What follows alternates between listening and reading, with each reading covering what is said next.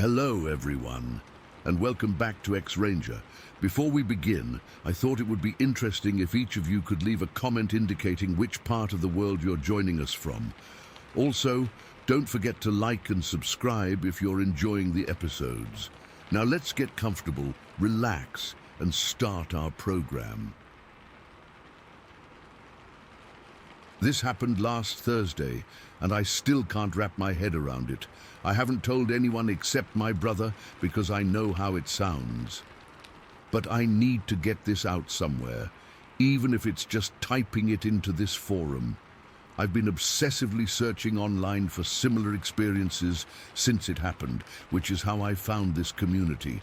I was driving home around 11:30 at night after hanging out at my buddy's place. He lives about 30 miles outside of town in this rural area surrounded by woods and farmland. I go there maybe once a month, and I know those back roads pretty well by now. There's hardly any streetlights out there, and the roads twist and turn through some pretty dense forests. Usually I don't mind the drive. I've always found country roads peaceful at night. That night was clear but dark. No moon that I remember. I had my high beams on the whole way because there was zero traffic. The only light came from my headlights cutting through the darkness. I remember thinking how empty it all felt out there. I was listening to a podcast and just cruising along at maybe 45 miles per hour. I was about 20 minutes into my drive home when it happened. The road curves pretty sharply in this one spot, right where the woods get really thick on both sides. As I took the turn, my headlights swept across the right side of the road, illuminating the ditch that runs alongside it. At first, I thought someone was crouching in the ditch. My brain immediately went to stranded motorist, or maybe drunk person. It was just a split-second impression as my lights passed over it. But then my stomach dropped as I processed what I was actually seeing. Whatever was in that ditch was massive, like impossibly big for a person. It was crouched down on all fours, but even hunched over like that, its shoulders were ridiculously wide, maybe 3 or 4 feet across at least, and its head, that's what really got to me. It didn't sit on a neck like a human's would. It was set low between those huge shoulders, almost like it was pushed down into its chest. The whole thing was covered in what looked like dark fur or hair. In my headlights, it had this weird sheen to it. Not quite shiny, but not dull either. Kind of like when a black dog's fur catches the light just right. The scariest part was that as my car approached, the thing turned its head toward me, slowly, deliberately. And its eyes, holy shit, its eyes caught the light and reflected back this dull orange color. Not bright like a deer's eyes would be, but a deep, muddy orange that seemed to absorb the light rather than reflect it. The whole sighting probably lasted 3 or 4 seconds as I was taking that curve, but it felt so much longer. Time seemed to stretch out. I had instinctively slowed down when I first spotted movement, probably dropped to 30 miles per hour or so, but I didn't stop. Every instinct in my body was screaming at me to keep moving. I couldn't look directly at it the whole time because I needed to watch the road, especially on that curve, but I caught these quick glimpses. Its face is what's really been haunting me since. It wasn't an animal face, not really. It looked, I don't know how to describe it except to say it looked almost human-like, but wrong. All the proportions were off. It had this really flat, wide nose and a massive brow ridge that hung over those eyes. The whole face was broader and heavier than a human's would be. As I was passing by, I checked my side mirror. Stupid, I know. I should have just kept driving and not looked back. That's when I saw it rising up from its crouched position. It stood up to its full height, and I swear to God, its shoulders and upper body rose well above the edge of the road. I couldn't see its full height from my angle, but based on where the road edge was in relation to my car, that thing had to be at least 7 or 8 feet tall, maybe taller. I didn't hang around to see what it did next. I pressed the gas pedal to the floor and took off. My car isn't anything special, just an old Honda Civic, but I pushed it harder than I ever have before. The engine was screaming as I floored it down those dark back roads. I kept checking my rearview mirror, half expecting to see it running after me. I didn't stop once during the rest of the drive home. not even at the stop signs in the rural intersections. I just slowed enough to make sure no cars were coming and blew right through them. I kept the doors locked the whole time, which is stupid, because what good would that do if that thing wanted to get me? But it made me feel better. The whole drive, my heart was pounding so hard I could feel it in my throat. My hands were shaking on the steering wheel. I kept trying to rationalize what I'd seen. Maybe it was a bear? But I've seen bears before, and this wasn't a bear. Bears don't have shoulders like that. They don't have faces like that. And they sure as hell don't stand upright and tower over a roadside ditch. Maybe it was just a person in some kind of costume, but who would be out in the middle of nowhere, crouched in a ditch at almost midnight, wearing what would have to be the most elaborate and realistic costume I've ever seen? And for what purpose? There's literally nothing out there. No houses nearby, no businesses, nothing. Just woods and the occasional farm field. When I finally pulled into my driveway, I sat in my car for a few minutes, just trying to calm down. My t-shirt was soaked with sweat, despite the cool night air. I checked all around my car before I got out, then practically ran to my front door. I locked and deadbolted it behind me, then went through the whole house, making sure every window and door was secure. I didn't sleep that night. Not a wink. I sat up on my couch with all the lights on, jumping at every little sound outside. Every time the house creaked or the refrigerator kicked on, I nearly had a heart attack. I kept replaying those few seconds over and over in my mind, trying to convince myself I'd seen something normal, something explainable. The next morning I called in sick to work. I couldn't face people. I was exhausted, strung out, and honestly afraid that if I told anyone what I'd seen, they'd think I was crazy or on drugs or something. I spent the day researching online. I looked up local wildlife, thinking maybe there was some explanation, some animal I wasn't familiar with that could account for what I saw. I even found myself looking up Bigfoot sightings in my area, which is something I never thought I'd do. I've always been the skeptical type. I never believed in cryptids or monsters or any of that stuff. I've always laughed at those blurry photos and videos that claim to show Bigfoot or the Loch Ness Monster. But after what I saw, I'm not laughing anymore. The thing is, there have been reports in my area, nothing recent that I could find, but stories going back decades about tall, hairy creatures seen in the forests around here. Most of them describe similar features: wide shoulders, no neck, that distinctive brow ridge. Reading those accounts sent chills down my spine because they matched what I saw almost perfectly. I drove a different route to my friend's place yesterday. It added almost 45 minutes to the trip, but there was no way I was taking that back road again. My friend noticed something was off with me, but I couldn't bring myself to tell him. What would I say? Hey, I think I saw Bigfoot crouching in a ditch on my way home from your place last week. He'd think I was joking. And if I insisted I wasn't, he'd probably think I was losing it. The only person I've told is my brother. He lives across the country, so I called him last night. He's always been interested in the unexplained, cryptids, all that stuff. I figured if anyone would listen without immediately dismissing me, it would be him. He didn't laugh or tell me I was crazy. Instead, he asked a bunch of detailed questions, exactly what time it happened, the precise location, weather conditions, everything he could think of. He wants me to go back there during daylight hours to look for footprints or hair or something. No way. I'm never driving that stretch of road again if I can help it. The thought of going back there, even in broad daylight, makes me feel physically sick. I haven't been sleeping well since it happened. Every time I close my eyes, I see those orange eyes staring back at me from the darkness. I keep thinking about how easy it would have been for that thing to step onto the road as I passed by. What would I have done if it had reached for my car?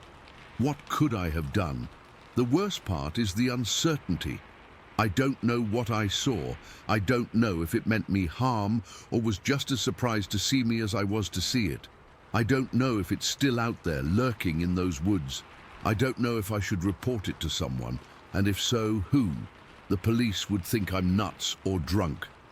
Wildlife authorities would probably dismiss it too. So I'm left with this experience that I can't explain or forget, but can't really share either. It's like carrying around this weird, heavy secret. I find myself staring into the woods whenever I drive past them now, even in completely different areas. I'm constantly on edge after dark. I've started closing my blinds as soon as the sun sets. I know how all this sounds. If someone had told me this story a week ago, I'd have thought they were exaggerating or making it up entirely. But I know what I saw. It was real, it was there, and it wasn't human. It wasn't any known animal either. Whatever was crouched in that ditch that night was something else. Something that shouldn't exist but does, and I can't stop thinking about one terrifying possibility.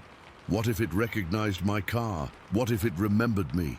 Those back roads all lead to the same few neighborhoods. What if it's out there right now, working its way closer to where people live?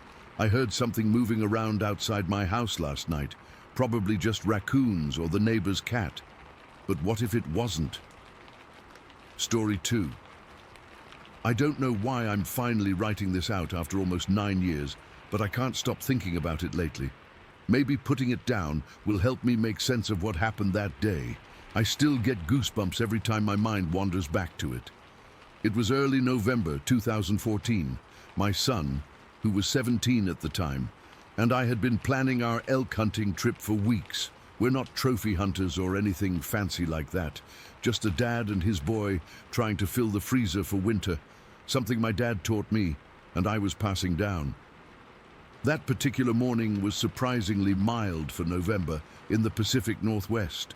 No rain, which was a blessing, and barely any wind. Perfect hunting conditions. We decided to head up the 4830 road that runs between Art Lake and Hager Lake. It's a remote spot, but we knew the area well enough and had heard rumors of a decent elk population there. We parked the truck at this little clearing about a mile south of Art Lake, just a small landing off the main forest road. Nothing special, just big enough for a vehicle or two. I remember checking my watch as we stepped out. It was around 6:30 in the morning. Dawn was just breaking through the trees. "Let's head in this way," I said, pointing to a game trail that disappeared into the pines. The forest was thick there, mostly Douglas fir and cedar, with plenty of undergrowth. Classic Pacific Northwest terrain. We didn't go far, maybe 50 to 100 yards in from where we parked, far enough that we couldn't see the truck anymore, but close enough that we could find our way back easily. The plan was to set up in a small clearing and wait for elk to move through during their morning routine. The morning was so quiet, eerily quiet actually. I remember noticing there weren't many birds calling, which struck me as odd. Usually the forest is alive with sound at dawn, jays, woodpeckers, chickadees, but that morning it was like everything was holding its breath. We'd been sitting there maybe 20 minutes, backs against a fallen log, rifles across our laps. The forest floor was damp from previous rainfall, but not soggy. I remember the smell of decomposing leaves and earth, that normal, pleasant forest smell. Then it happened. Crack! It was so sudden and so loud that I physically jumped. My boy did too. I felt his shoulder jerk against mine. The sound came from up the hillside, maybe 100 yards away. It wasn't a gunshot. I've heard plenty of those. This was different. Like someone had taken a massive tree limb and snapped it in half with tremendous force, or like a tree breaking at its trunk. The sound echoed through the silent forest. "What the hell was that?" my son whispered, his voice tight. I shook my head, scanning the hillside. Not sure. Wind, maybe. But even as I said it, I knew that made no sense.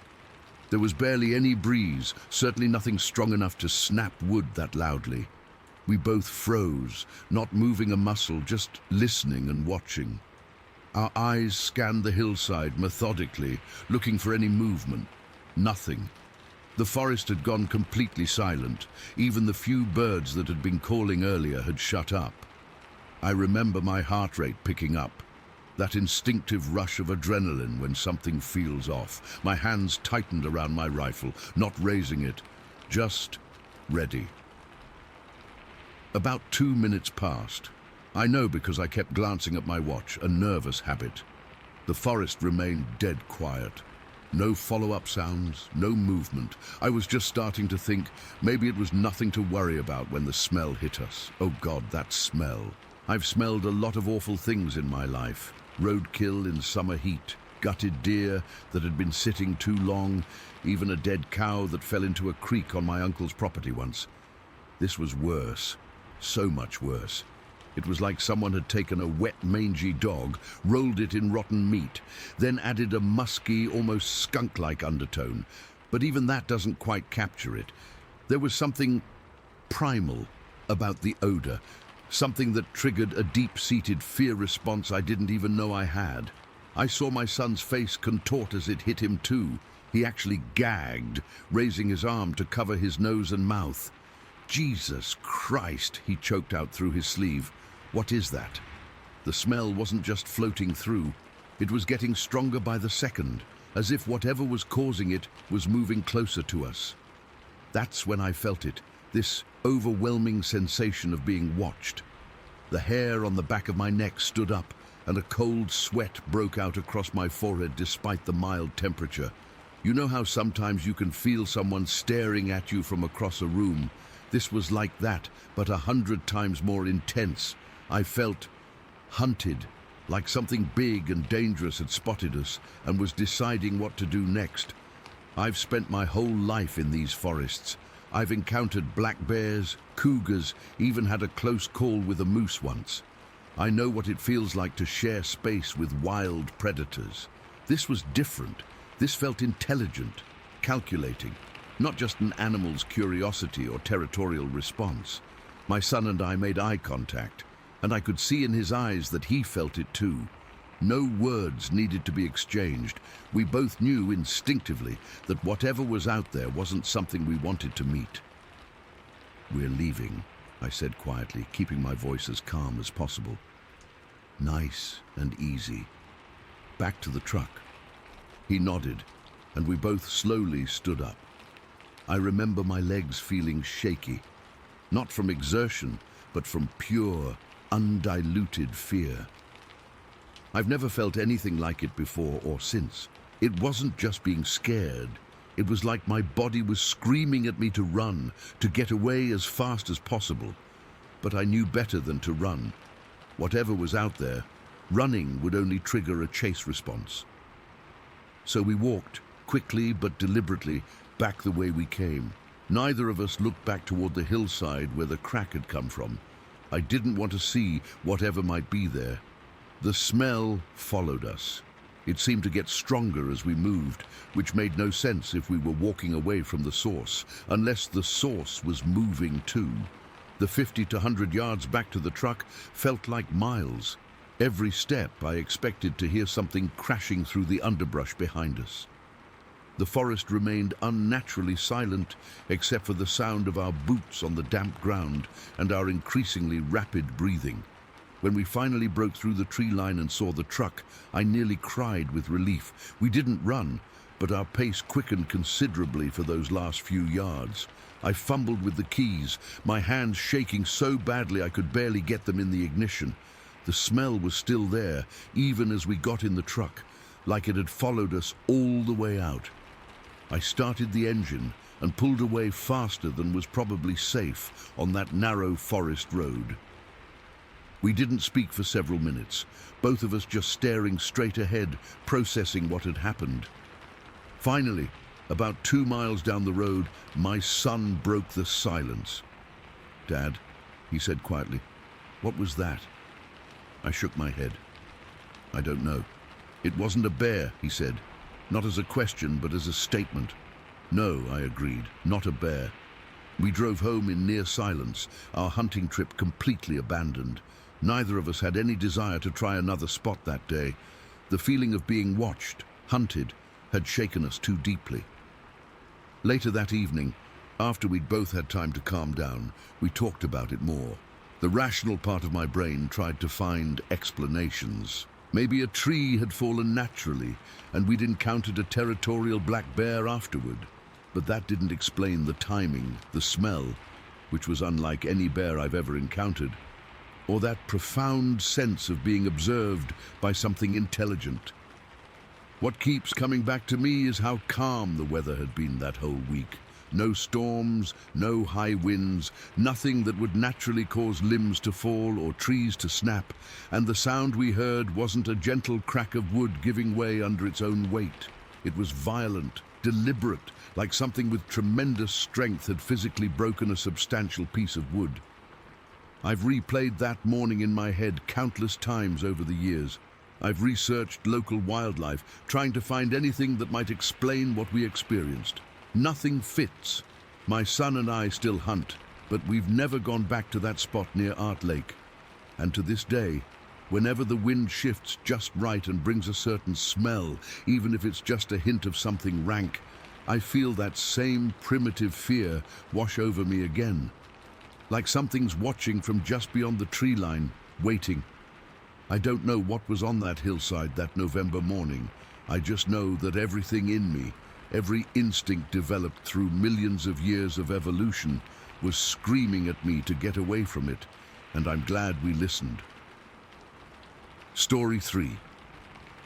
I've never been much for sharing personal stuff online, but I need to get this off my chest. It's been 16 years, and I still wake up sometimes with that sound echoing in my head. I'm not looking for anyone to believe me. Honestly, I wish I could convince myself it wasn't real, but it was.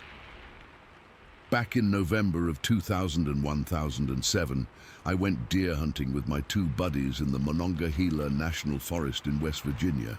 We'd been planning this trip for months, saving up vacation days, getting our gear ready, the whole 9 yards.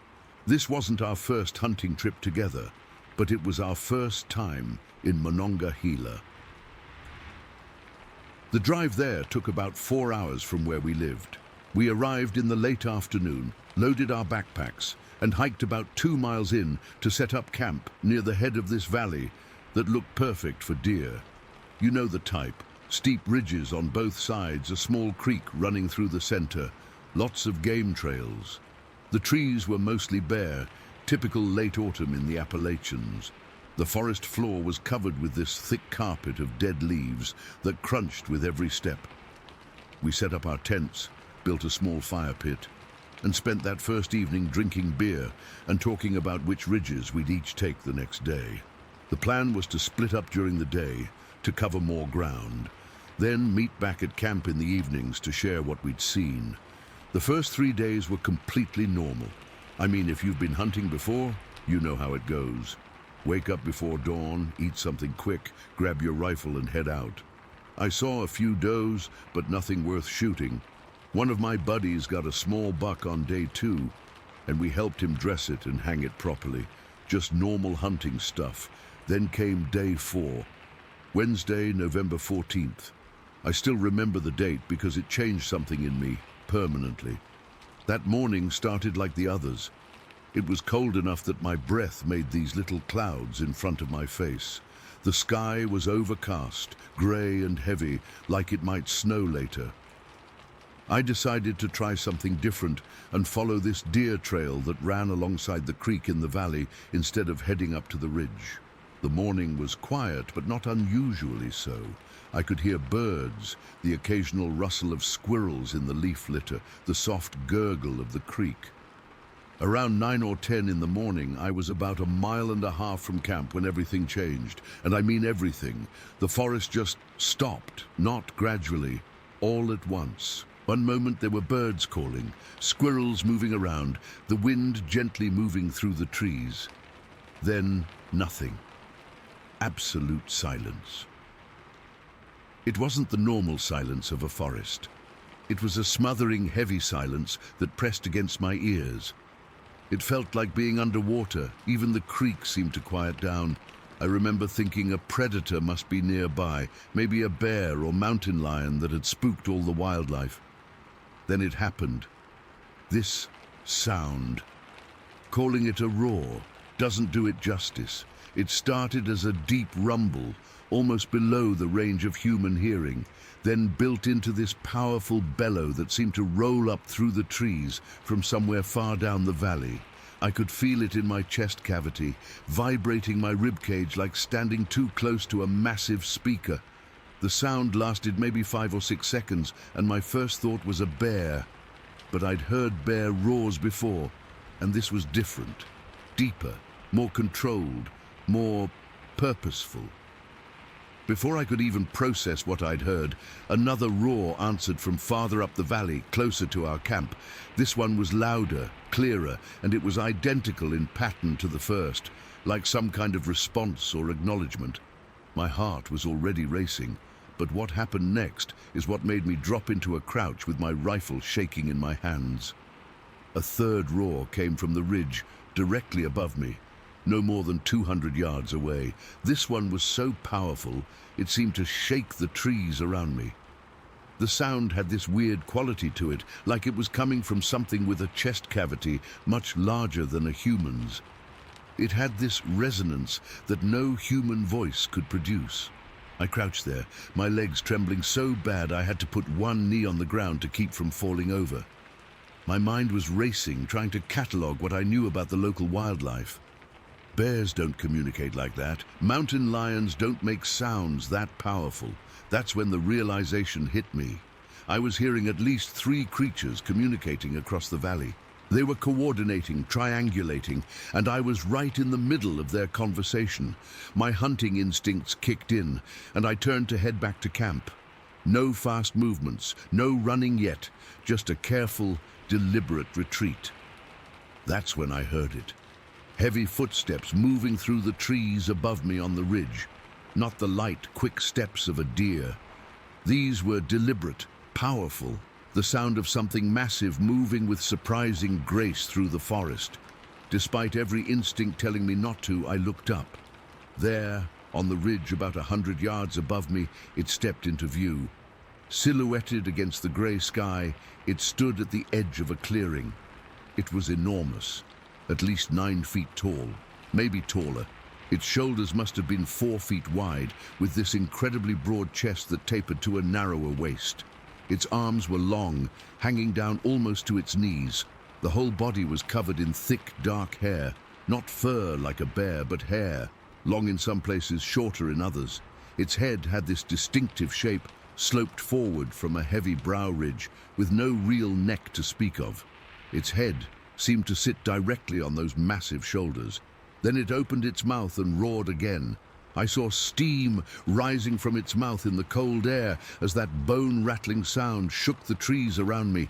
I could see its chest expand as it took in air, and the power when it released that call. It's impossible to describe accurately. I ran. Pride be damned, I ran. I crashed through the underbrush, stumbling over roots, my rifle clutched tight against my chest. I was making way too much noise, but I didn't care. I just needed to get back to camp, back to my friends, back to anything that felt normal and safe. As I ran, I realized the creature was moving parallel to me up on the ridge, keeping pace with these long, easy strides. It wasn't running, just walking with purpose, and it was still keeping up with me at a full sprint. I'd catch glimpses of it through the trees, that massive silhouette moving along the ridgeline, never taking its eyes off me. When I finally burst into our campsite, my 2 friends were already there. They were pale, wide-eyed, both gripping their rifles like their lives depended on it. They'd heard the same roars from their different positions in the forest and had come running back just like me. For about 10 minutes, we sat there in terror as the roars continued to echo back and forth across the valley. They were communicating, coordinating. Sometimes 2 would call at once, sometimes they'd call in sequence. We counted at least 3 distinct voices, maybe 4. The roars gradually became less frequent, then faded entirely. We didn't discuss what to do next, we just started packing. No one wanted to say what we'd seen or heard, like speaking it would make it more real. We broke camp within an hour, leaving behind some of our heavier gear because speed was more important than saving a couple $100 worth of equipment. The hike out was the longest 2 miles of my life. We walked close together, rifles ready, constantly scanning the ridgelines on either side of the valley. We didn't see anything, but the feeling of being watched never left. When we finally reached the truck, we threw our packs in the back and got the hell out of there. It was only when we were about 30 miles away, stopped at a gas station, that one of my buddies finally broke the silence. "That wasn't a bear," he said. "No," I agreed. "It wasn't." We didn't need to say what we thought it was. We all knew. We'd encountered multiple Sasquatch marking their territory with roars that filled the entire forest. I've been back to the Monongahela twice since then, but never to that particular valley. I still hunt, still love the outdoors, but something changed in me that day. When I'm in the woods now, I'm aware that I might not be at the top of the food chain. I listen differently. I watch the ridgelines. Sometimes, when I'm alone in the forest and everything goes quiet, I find myself holding my breath, waiting to feel that vibration in my chest again. I know what I saw. I know what I heard. And I know there are things in the deep woods of Appalachia that don't appear in any hunting guide or wildlife manual. I don't expect anyone to believe me. Hell, sometimes I wish I could convince myself it wasn't real. But 16 years later, I can still see that silhouette against the grey November sky, still feel that roar vibrating in my bones. I don't know if they were warning us or calling to each other about the intruders in their valley, but I know we got a message that day, loud and clear. We were in their territory, not the other way around. Story 4. I'm still shaking as I type this, even though it happened 3 days ago.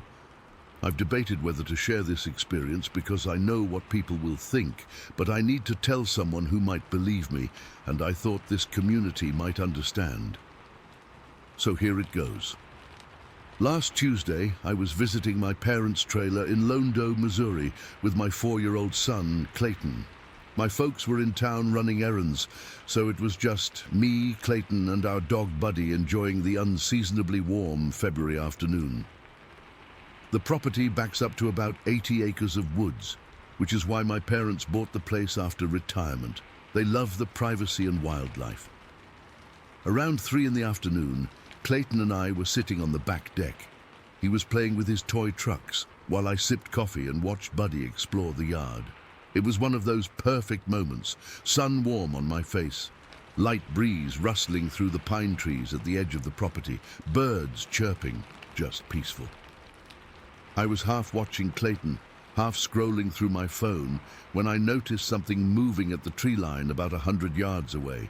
At first, I thought it was just a person walking through, maybe a hunter or one of the neighbors from down the road. The figure was tall, and from that distance, I couldn't make out much detail, except that it seemed to be wearing something bulky and light-colored.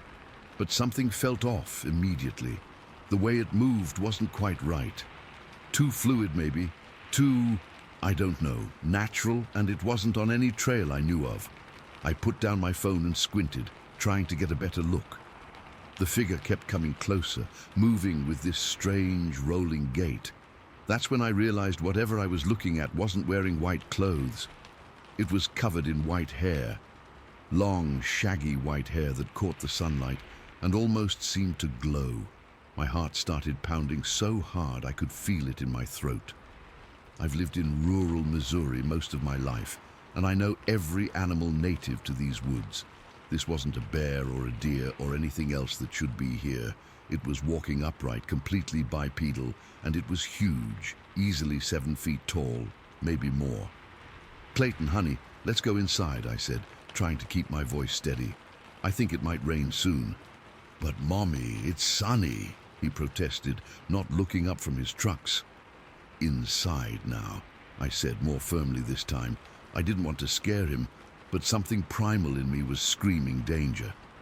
Clayton must have heard it in my voice because he didn't argue further. He gathered up his trucks and headed for the door. I looked back toward the tree line and froze. The thing had gotten closer, maybe 50 yards away now, and there was no mistaking what I was seeing. It was a Bigfoot, an honest-to-God Sasquatch, walking across my parents' property in broad daylight. But it wasn't the dark brown creature from all the documentaries and blurry photos. This one was covered head to toe in brilliant white hair, like freshly fallen snow. The hair was long on its head and shoulders, hanging down like a mane, and slightly shorter on its body. In the direct sunlight, the hair almost shimmered with a silver quality. I'd never heard of a white Bigfoot before. I scooped Clayton up and rushed inside, my hands shaking so badly I nearly dropped the keys trying to unlock the door. Once inside, I realized Buddy wasn't with us. I looked back and saw him cowering under one of the deck chairs, his whole body trembling, tail tucked between his legs. He was making this high-pitched whining sound I'd never heard from him before. "Buddy, come here, boy," I called, but he was too terrified to move. I set Clayton down inside. "Stay right here and don't move," I told him, pointing to the couch. "I need to get Buddy." But as I turned to go back outside, I caught sight of the creature through the glass door. It had gotten much closer, now only about 40 yards from the deck, and was walking with the same casual, unhurried gait. It wasn't running or charging, it was just strolling, like it was taking a Sunday walk in the park. I froze with my hand on the doorknob, suddenly afraid to go back outside. The creature seemed aware of us, but wasn't acknowledging our presence. It wasn't looking at the house or the deck, just walking with its eyes fixed straight ahead. Even with Buddy now barking frantically from under the chair, the Bigfoot didn't react. "Clayton, get away from the windows," I whispered, backing away from the door. I pulled him further into the living room, but kept my eyes on the creature. Now I could see it more clearly. It was definitely male. The build was too broad and muscular to be female, and there was something almost elderly about its posture. It was slightly hunched over, not in a threatening way, but like an old man who's been carrying weight on his shoulders for too long. Despite the hunch, it was still incredibly tall. The white Bigfoot continued toward the trailer until it reached this decorative wood fence my dad had built, about 30 feet from the deck. The fence is only about 3 feet high, just a landscaping feature really, not meant to keep anything out. The creature slowed down when it reached the fence, and then, instead of stepping over it, which would have been effortless given its height, it turned and began walking alongside it. It moved slowly, methodically, slightly hunched over but still towering above the fence, looking down at the ground as if searching for something. I couldn't take my eyes off its hair. It was pristine, white and clean, not dirty or matted like you might expect from a wild creature. In the direct sunlight, it almost looked like it was glowing. Clayton was quiet behind me, oddly calm considering the situation. I kept one arm around him while I watched the creature through the crack in the curtains. My heart was racing so fast I thought I might pass out. I wanted a better look. I know that sounds crazy, but there was this weird mix of terror and fascination washing over me. I crept back to the glass door and cracked it open just an inch or two, trying not to make any noise. The screen door made the tiniest squeak, and instantly, I mean the very millisecond the sound happened, the Bigfoot stopped moving. It turned its head and looked directly at me. Our eyes met, and I swear to you, it was like time stopped. Its eyes were large, round, and completely black, not in a menacing way, but deep and soulful. They were set in a face that was somewhere between human and ape, with a broad, flat nose and a heavy brow ridge. But it was the expression in those eyes that got me. There was intelligence there, and what looked like sadness, but also kindness. I've never felt anything like the wave of peace that washed over me in that moment of eye contact. I wasn't afraid anymore, just completely awestruck. The creature held my gaze for what felt like an eternity, but was probably only a few seconds. Then it simply turned away and continued walking alongside the fence, eventually disappearing behind my parents' detached garage. I stood there for I don't know how long, unable to move, just staring at the spot where it had vanished. The spell was broken only when Clayton tugged at my shirt. "Mommy, can I have a snack?" he asked, as if nothing unusual had happened. I snapped out of my trance and realized Buddy was still outside. I rushed onto the deck and called him, and this time he bolted for the door, nearly knocking me over as he scrambled inside. For the next hour, I kept peeking out windows, expecting to see the white Bigfoot return, but it never did. When my parents got home about 2 hours later, I told them what had happened. My dad immediately went to check the area by the fence, but found nothing. No footprints, no broken branches, nothing disturbed at all. That night, after Clayton was in bed, I searched online for reports of white Bigfoot sightings and was surprised to find several accounts across North America. Some Native American traditions even speak of spirit Sasquatch with white hair. I don't know what to make of that.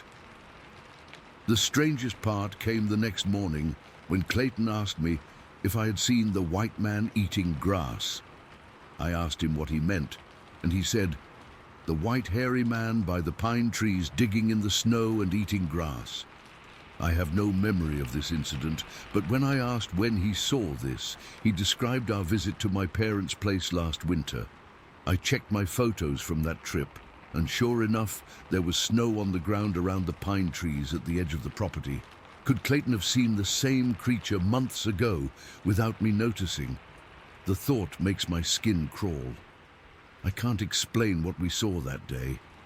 All I know is that for those few moments when I looked into those ancient black eyes, I felt a connection to something older and wiser than anything I've ever known. Not threatening, not dangerous, just different. Other. I haven't told anyone else about this. Who would believe me? But I know what I saw, and I know what I felt. That white Bigfoot was real, and sometimes when I close my eyes, I can still see those sad, kind eyes looking back at me. Story 5. I still don't sleep well some nights, even though it's been almost 20 years. When I close my eyes, I can still see those amber eyes reflecting my flashlight beam back at me.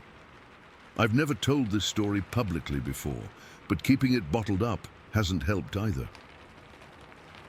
This happened in November of 2003, when I was working as a deputy sheriff in Franklin County. It was around 11:30 on a Thursday night, one of those bitter cold autumn nights where your breath hangs in the air and every sound seems to travel for miles. I was about 2 hours into my shift when dispatch called about a disturbance at the old Pritchard place, a farmstead way out on Ridge Road where the pavement ends and the county maintenance stops. Old man Pritchard had called in reporting strange noises coming from his barn. Normally I wouldn't rush out for animal noises, but something in the dispatcher's tone told me this wasn't your typical raccoon problem. Pritchard wasn't known for making frivolous calls. In fact, in my 6 years on the force, I couldn't remember him ever calling about anything. The drive out there took almost 30 minutes. His property sits at the end of this long gravel driveway, nestled up against steep wooded ridges that lead up into national forest land. When my headlights finally swept across that weathered red barn, I immediately felt something was off. The farm was dead quiet, except for this rhythmic thumping sound coming from inside the structure. I parked about 50 feet away and called in my position before stepping out. The temperature had dropped to maybe 25 degrees, and I remember the crunch of frost beneath my boots as I approached. That's when I first noticed the smell, this powerful, musky odor that hit me like a wall. It wasn't the typical farm smells I was used to. This was different, almost primal, like wet dog mixed with something else I couldn't identify. As I got closer to the barn, I could hear what sounded like heavy dragging, followed by hollow thumps against the wooden structure. My first thought was maybe a bear had gotten trapped inside, though we hadn't had many bear reports that season. I clicked on my maglite and swept the beam across the exterior. That's when I noticed fresh scratches on the lower planks of the siding, about 7 feet up from the ground. They didn't look like any animal marks I'd seen before. These were deep gouges in the wood, like something with incredible strength had clawed at the barn. Pritchard was watching from his porch, just a silhouette in the dim light. He called out, "It's been in there about an hour making a hell of a racket." He wouldn't come any closer, and looking back, I don't blame him. I drew my sidearm and approached the barn door, which was slightly ajar. Following protocol, I announced myself, "Sheriff's Department, anyone in there?" That's when it happened. Something inside struck the wall with such force that the boards physically bowed outward. I'm not exaggerating. I actually saw the wood flex. The sound was like a sledgehammer hitting the wall, except no human could have made that impact. My training kicked in, and I positioned myself at the corner of the barn, flashlight in my left hand, gun in my right. The main doors were on the far side, so I made my way around, listening. The movements inside had stopped. Complete silence, except for a deep, rhythmic breathing I could hear through the walls. I reached the main doors, which were partially open. Sliding my boot into the gap, I pushed one door wider, creating enough space to enter while keeping my weapon ready. The smell was overwhelming now.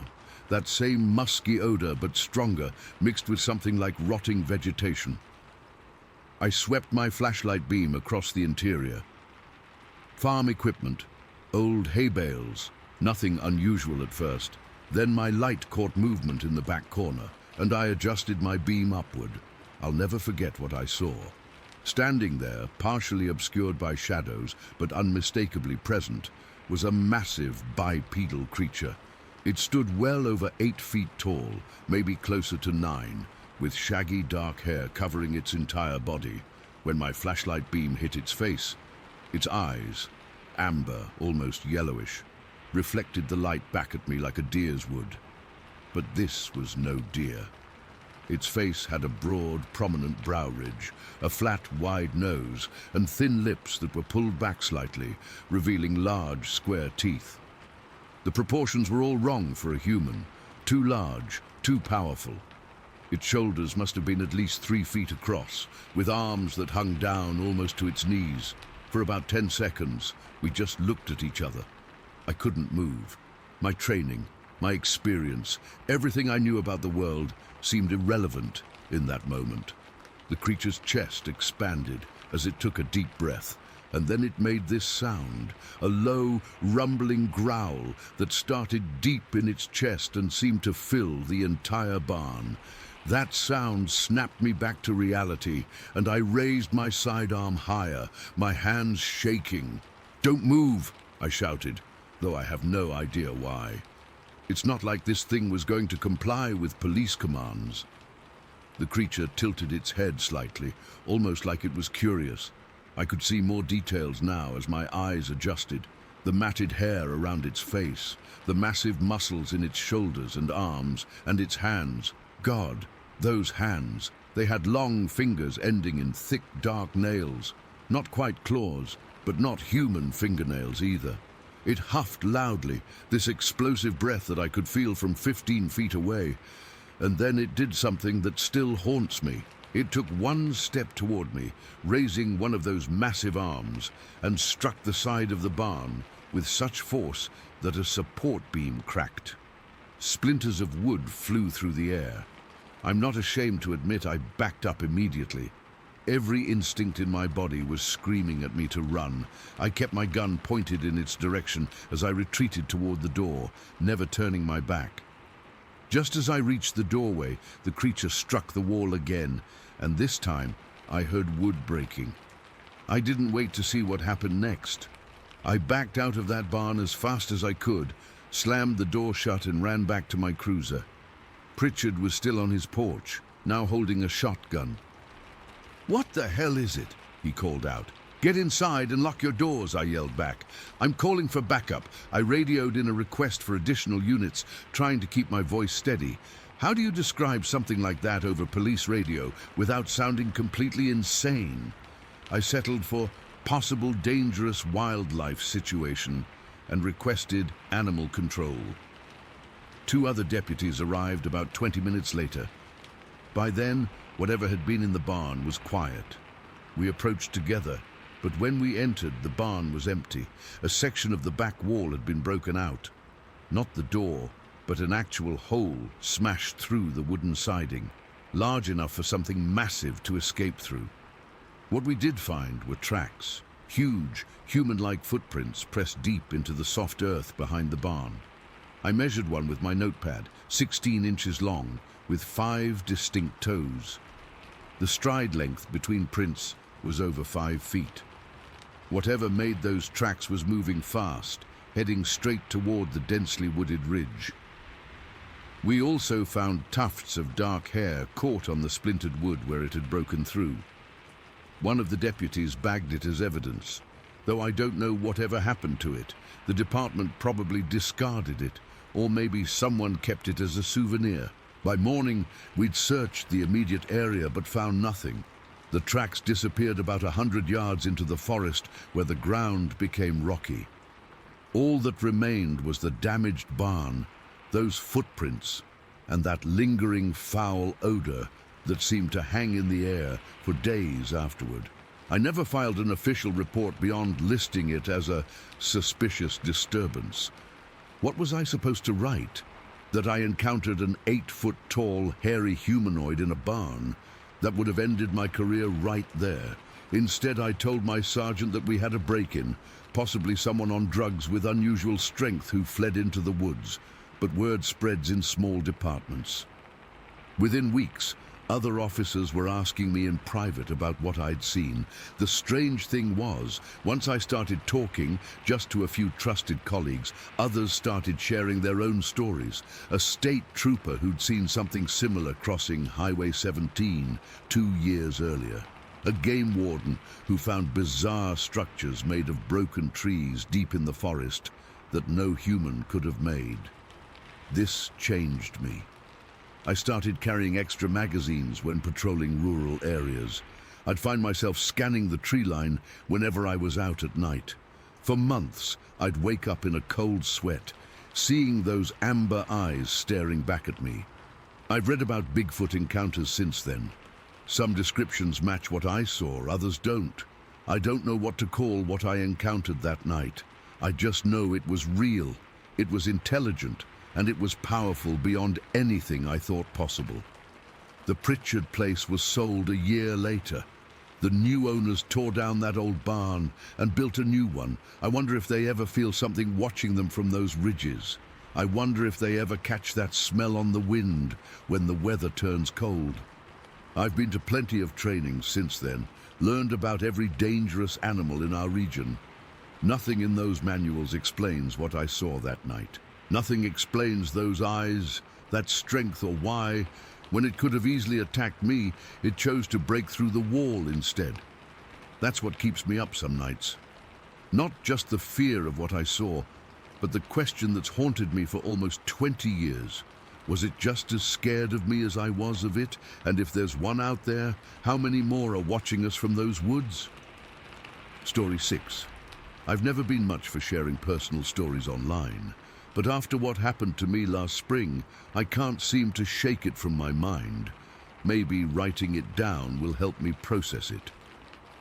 I grew up on a working cattle ranch about 2 hours outside of Missoula. It's been in my family for 3 generations, several hundred acres of rolling pasture mixed with dense pine forest. It's beautiful country, but isolated. Our nearest neighbor is 5 miles down the road, and cell service is spotty at best. That day started like any other. It was late May, warm but not hot yet, with that fresh smell in the air that comes right after the last frost. I woke up before sunrise, had my usual coffee and toast, and headed out to the barn to saddle up Buck, my chestnut quarter horse. We had work to do. The main herd was grazing in the north pasture, but about 20 head had wandered off during the night. This happens sometimes. They find a gap in the fence or just follow the good grass until they're somewhere they shouldn't be. It's not usually a big deal, but I needed to round them up before they got too far into the woods. I remember checking my watch as I rode out. It was just after 7 in the morning. The dew was still heavy on the grass, and Buck's hooves made that soft swishing sound as we rode through it.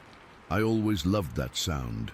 It took me about 40 minutes to find the strays. They'd wandered into the southeast corner of our property, near what we called the flats. This small clearing in the middle of a dense stretch of forest that runs down into a creek bottom.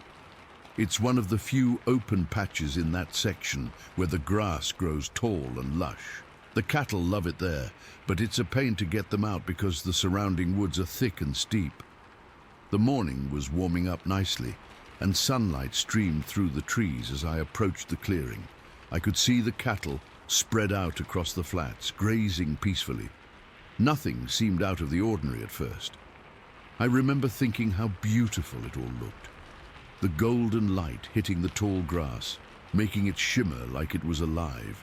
I was about to whistle and start gathering the cattle when something caught my eye at the far edge of the clearing, maybe 150 yards away. The sun was shining directly across the flat, and the grass was swaying just enough to hide anything below chest height. But what caught my attention wasn't movement, it was how it was standing, upright, completely still, and way too tall to be any animal I recognized. At first, I thought maybe it was a hunter trespassing, though hunting season was months away. Or maybe one of our neighbors had wandered onto our property, though that made no sense given how remote this section was. I pulled Buck to a stop and just observed. The figure was standing right where the tree line met the clearing, partially obscured by shadow. As my eyes adjusted and focused, I realized it wasn't a cow or a person. No way. It was standing completely upright on two legs, but its proportions were all wrong. It had these long arms that hung past its waist, and it was covered in what looked like dark brown fur that appeared almost black where the shadows hit it. The thing was facing the cattle, just watching them. I've spent my entire life in these woods. I know every animal that lives here. Bears, moose, elk, cougars. This wasn't any of those. Not even close. I remember my mouth going dry. Buck sensed my tension and shifted underneath me. He's normally rock solid. I've ridden him near bears before and he barely flinched. But now his ears were pricked forward and I could feel his muscles bunching up. He was nervous, and Buck doesn't get nervous easily. The cattle noticed it too. They were bunching together, some making these uneasy low moans. Cattle have better senses than we do, and they were clearly disturbed by whatever was watching them. For what felt like forever, but was probably only 30 seconds, nothing moved except the grass in the breeze. The creature stood completely still, just observing. Then it took a few steps forward into better light, and that's when I realized its true size. This thing was huge, well over 6 feet, probably closer to 8 feet tall, and it moved with this fluid, purposeful gait that no man in a costume could imitate. My heart was pounding so hard I could feel it in my throat. I wasn't panicking exactly, but I was acutely aware that I was seeing something that shouldn't exist, something that defied explanation. The cattle started edging away from the creature and toward me, which created a problem. I needed to move them before they panicked and scattered into the woods. If that happened, I'd spend days trying to find them all, and some might never be recovered. Despite my fear, I had a job to do. I whistled softly and nudged Buck forward, positioning myself between the herd and the creature. Not to confront it, I'm not that stupid, but to guide the cattle back toward the main pasture. The moment I moved, the creature noticed me. It stopped walking and turned its head in my direction. Its stance changed, squaring up toward me, and I felt the weight of its attention as we stared at each other across the grass. Though I couldn't see its face clearly at that distance, I knew its eyes were on me. The hair on the back of my neck stood straight up. Time seemed to stop. There was just me, this creature, and the space between us. I wasn't breathing. Buck was trembling slightly beneath me. The cattle had gone completely silent. Then the creature glanced toward the woods beside it, as if it heard something I couldn't. In 3 long, fluid strides, it disappeared back into the tree line, blending into the shadows without making a sound. 1 second it was there, the next it was gone. If the grass hadn't still been bent where it had stood, I might have convinced myself I imagined the whole thing. The cattle relaxed somewhat once it was gone, though they remained clustered together. I took the opportunity to start moving them slowly back toward the main pasture, keeping one eye on that tree line the entire time. My hands were shaking so badly I could barely hold the reins. It took almost 2 hours to get those cattle back to where they belonged. Normally it would have taken maybe 45 minutes, but I moved slowly, constantly scanning the woods around us. Buck remained on edge the entire time, stopping to look and listen far more than usual. He knew something was out there. When we finally reached the main pasture and I got the gate closed behind the last stray, I felt a wave of relief wash over me. I remember sitting on Buck for a long moment, just breathing, trying to process what I'd seen. I've tried to rationalize it since then. Maybe it was a bear standing on its hind legs, but bears don't stand that tall or move that way. A man in a costume, out here, miles from anywhere, standing silently at the edge of a forest watching cattle. That makes even less sense. The thing is, I wasn't afraid in the way you'd expect. I was unnerved, definitely shocked, absolutely, but there was something almost respectful about the encounter. The creature wasn't aggressive, it was just observing, like it had as much right to be there as I did, maybe more. I never told my family what I saw. My dad would have laughed it off, and my brother would have grabbed his rifle and gone looking for it, which is the last thing I wanted. So I kept it to myself. But I changed how I work that section of the ranch. I never go alone anymore. I always carry a sidearm now, though I doubt I'd use it, and I never ever stay past sunset near the flats. The strangest part is how it's affected me since. I find myself looking for it whenever I'm out working, not out of fear, but out of curiosity. I want to see it again. I want to know what it is. Sometimes when I'm near that part of the property, I get this prickling sensation on the back of my neck like I'm being watched. I've researched online, read accounts from others who claim to have seen similar creatures. Some call it Bigfoot or Sasquatch. I don't know what name to give it. All I know is that it was real, it was intelligent, and it shares our land. To this day, I've never seen it again in that clearing. But sometimes, when I'm riding the fence line near the dense woods, I hear branches breaking deep in the forest where no person would be walking. And sometimes, on very quiet mornings, I find strange footprints by the creek, huge, human-like, but not human. I don't know what to make of what happened that day. All I know is that it changed how I see these woods, this land that I thought I knew so well. It made me realize that maybe we don't know everything. Maybe there are things out there that we've just been lucky enough not to encounter. And maybe, just maybe, they've been watching us all along.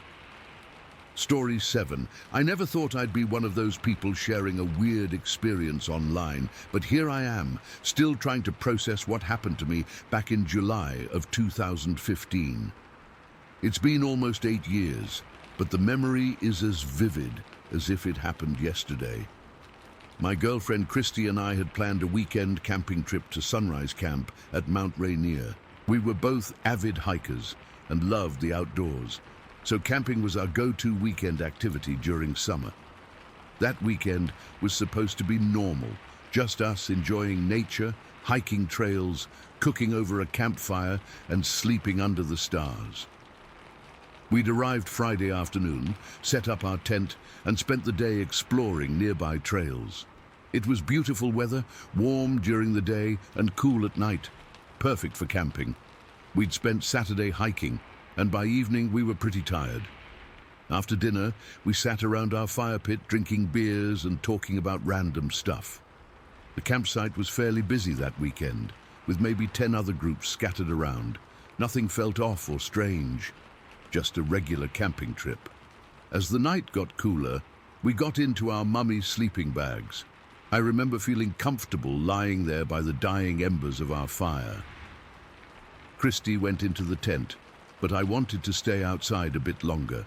The sky was clear with a bright moon and countless stars. I must have dozed off while stargazing. What happened next still sends shivers down my spine. I woke up to the sensation of being violently lifted off the ground. In those first confused seconds, my brain tried to make sense of it. I thought I was dreaming about movers carrying furniture or something. You know how your mind creates these weird explanations when you're half asleep? But then I felt the rapid movement. I was being carried through the forest at a speed that seemed impossible for a human. The most unsettling part, the silence. Despite moving at what felt like 20 miles per hour through brush and trees, I couldn't hear footsteps, just the sound of branches breaking and leaves rustling as whatever was carrying me rushed through the forest. I was completely zipped up in my mummy's sleeping bag, arms pinned to my sides, unable to see anything. The panic hit me like a truck. I started thrashing around, trying to free my arms, kicking my legs, anything to break free or at least see what had me. I felt a sudden weightlessness, like we were airborne, then a hard landing. Whatever had me had jumped across something. Later, I found out it was a small gorge, about 15 feet across. In my struggling, I managed to create a small opening near my face. That's when I saw them, in the moonlight, legs that were hairy as a bear's. Not human legs, not animal legs I recognized. Thick, muscular legs, covered in dark brown hair, ending in massive feet that barely made a sound as they hit the ground. My heart was pounding so hard, I thought it might burst. The adrenaline surge was unlike anything I'd ever experienced. Pure survival instinct kicked in. I twisted violently in the sleeping bag, which must have surprised whatever was carrying me, because suddenly I was dropped. I hit the ground hard, knocking the wind out of me. For a few seconds I just lay there, trying to breathe. Then I frantically clawed my way out of the sleeping bag. By the time I freed myself and looked around, whatever had carried me was gone, vanished into the darkness. The forest was dead silent. No sounds of retreating footsteps, no breaking branches. Nothing, just me, alone in the woods, at least half a mile from our campsite, judging by how long I'd been carried. I was wearing only boxers and a t-shirt, barefoot in the cold night, completely disoriented. The moonlight cast eerie shadows through the trees. Every dark space between trunks looked like it might hide my attacker. I started yelling for Christy, for help, for anyone. It took me nearly an hour to find my way back to camp, following the glow of campfires in the distance. My feet were torn up from walking barefoot through the woods. I was shaking uncontrollably, from cold, from fear, from shock. When I finally stumbled into our campsite, Christy was awake, frantic. She told me she'd woken up when I started sleep-talking, only to see me being carried away by something huge. She described seeing a tall, wide, dark brown silhouette grab me in my sleeping bag and take off into the forest with unnatural speed. She'd screamed for help, which woke up some nearby campers. They had flashlights out, searching the perimeter of the campground, but nobody ventured far into the dark woods. They'd been about to call rangers when I reappeared. The other campers looked at me like I was crazy when I tried to explain what happened. One guy suggested I'd been sleepwalking. Another wondered if someone had played a prank. A woman whispered to her husband about bears, but we all knew bears don't carry people through forests without making noise. Only Christy believed me completely. She'd seen it, even if just for a moment. It was huge, she kept saying. Way too big to be a person, and the way it moved, it wasn't normal. We spent the rest of the night locked in our car, too terrified to sleep in the tent. I kept the engine running for heat and locked all the doors. Every sound from the forest made us jump. I kept replaying those few seconds when I glimpsed the hairy legs and feet, trying to make sense of what I'd seen. At first light, we packed up our stuff and left, abandoning half our camping gear in the process. We just wanted to get the hell out of there. The drive home was mostly silent. What was there to say? We'd experienced something that defied explanation. In the following weeks, I became obsessed with finding answers. I searched online for similar experiences in Mount Rainier. I found a few vague stories, hikers hearing strange noises, feeling watched, finding large footprints. Nothing as direct as what happened to me. I examined my injuries, the scratches on my arms and back from being dragged through brush, the cuts on my feet from running barefoot through the forest. These were real. This happened. The memory of those hairy legs haunts me. I've seen bears up close before. I know what bear fur looks like. This was different, longer, straighter hair, on legs that were proportioned more like a human's, but much larger and more muscular. I've gone back and forth in my mind about what it could have been. A bear walking on hind legs. Impossible. The movement was too fluid, too fast, and bears don't carry things while running on two legs. A person in some kind of costume. Who would be strong enough to carry a grown man at running speed through a forest, and why? The only explanation that fits what I experienced, what Christy saw, is something I never believed in before. A Sasquatch. I know how that sounds. Before this happened, I would have rolled my eyes at anyone claiming they'd seen Bigfoot. Now I don't know what to think. We haven't been camping since. The thought of sleeping outdoors, of being vulnerable like that again, sends me into a panic. Christy and I broke up about a year later. Not directly because of this incident, but it changed me. I became jumpy, paranoid, obsessed with researching cryptid encounters. Sometimes I wonder what would have happened if I hadn't struggled free. Where was it taking me? What did it want? Was it curious, territorial, predatory? These questions keep me up at night. I've never reported this officially. Who would I even tell? Park rangers? Police? They'd think I was crazy or attention-seeking. The few times I've tried to talk about it with friends, I've seen the disbelief in their eyes, the awkward smiles. So I've kept it mostly to myself. But I know what I experienced. I know what Christy saw. Those hairy legs and feet in the moonlight were real. Something took me that night in Mount Rainier, something not supposed to exist. I'm sharing this now because I need to put it somewhere, to know I'm not alone. Has anyone else experienced anything similar? I still can't sleep with the window open, even though I live in the city now, miles from any forest.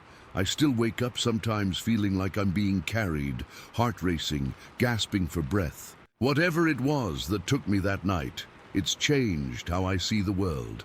There are things out there we don't understand, things that exist in the shadows of our knowledge. And sometimes, if you're unlucky like me, those things reach out and grab you, leaving you forever changed.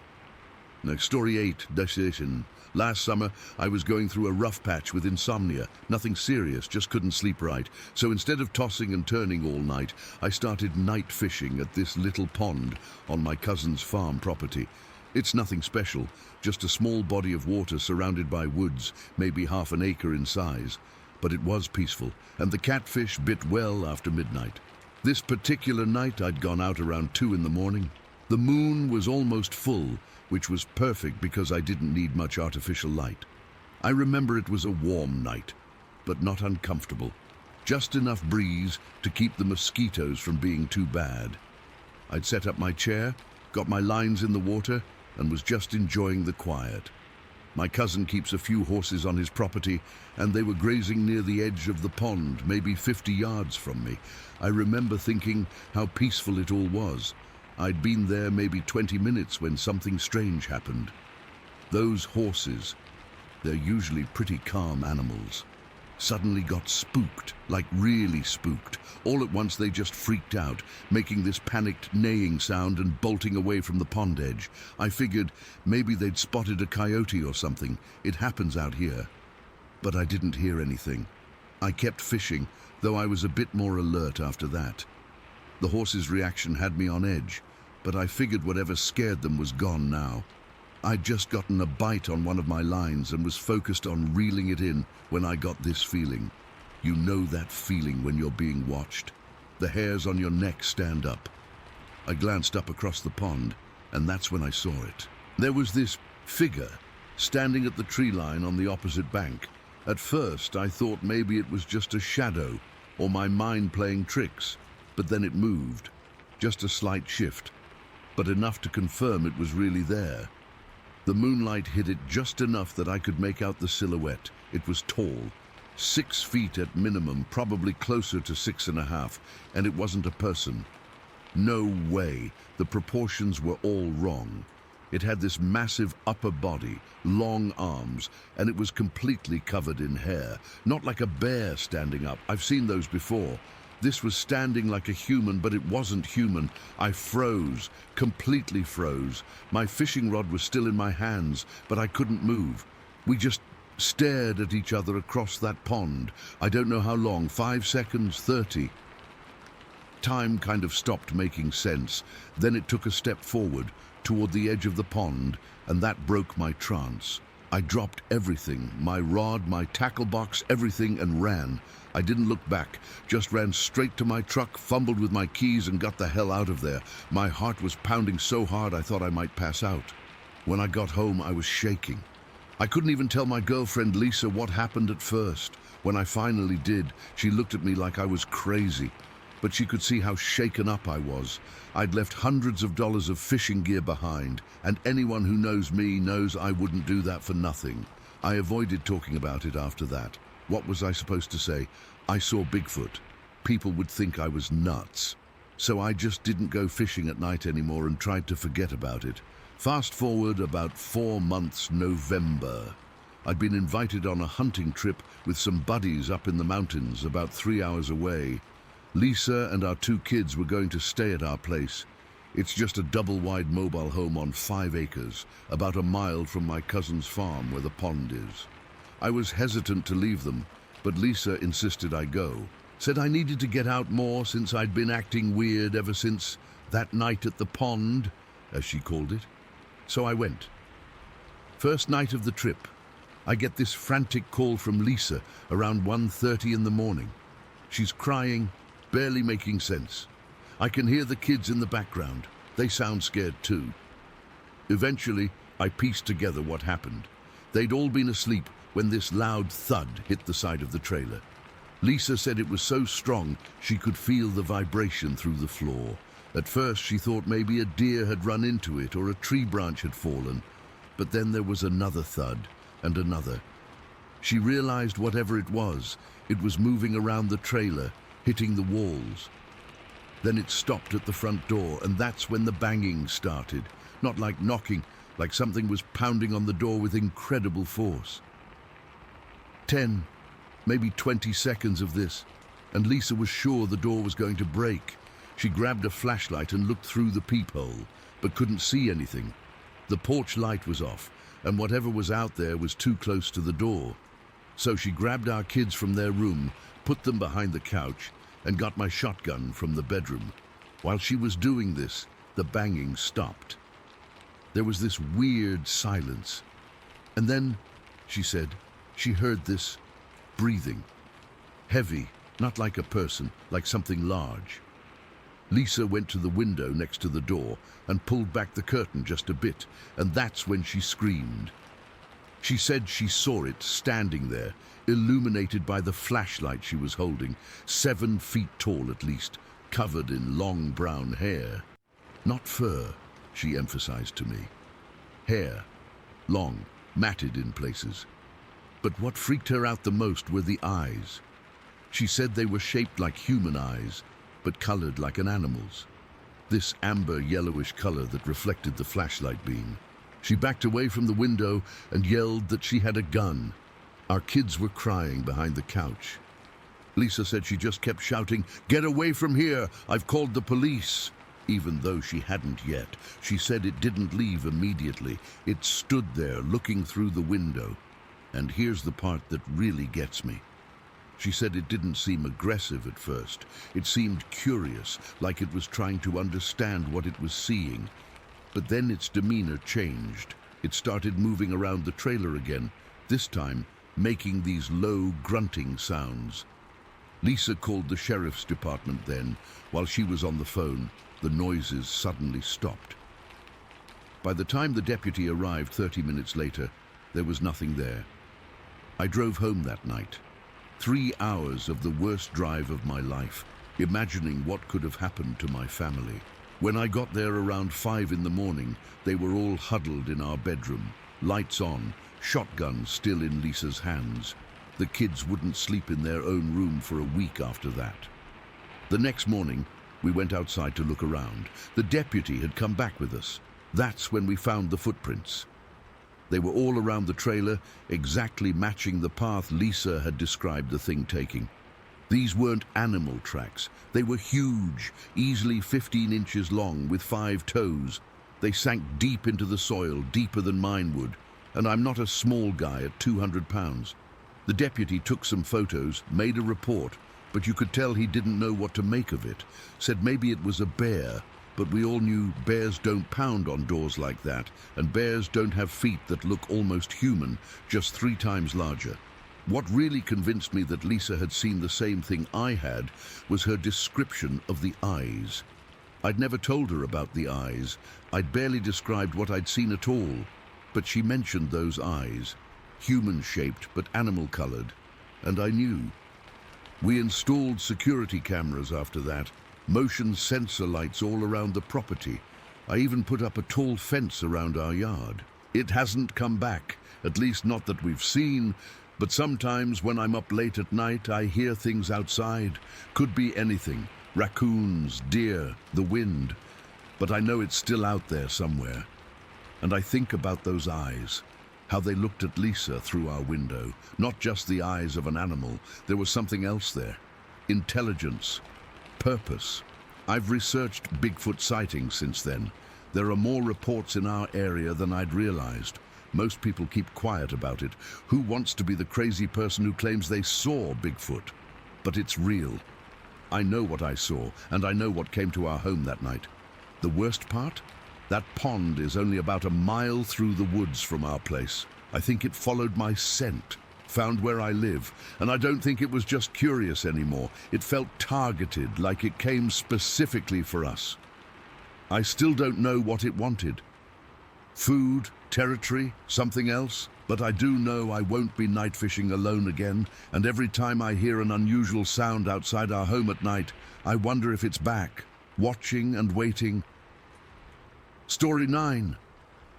I still don't know what we saw that night in early June 2008. My husband doesn't like talking about it. Whenever I bring it up, he changes the subject or leaves the room. I get it.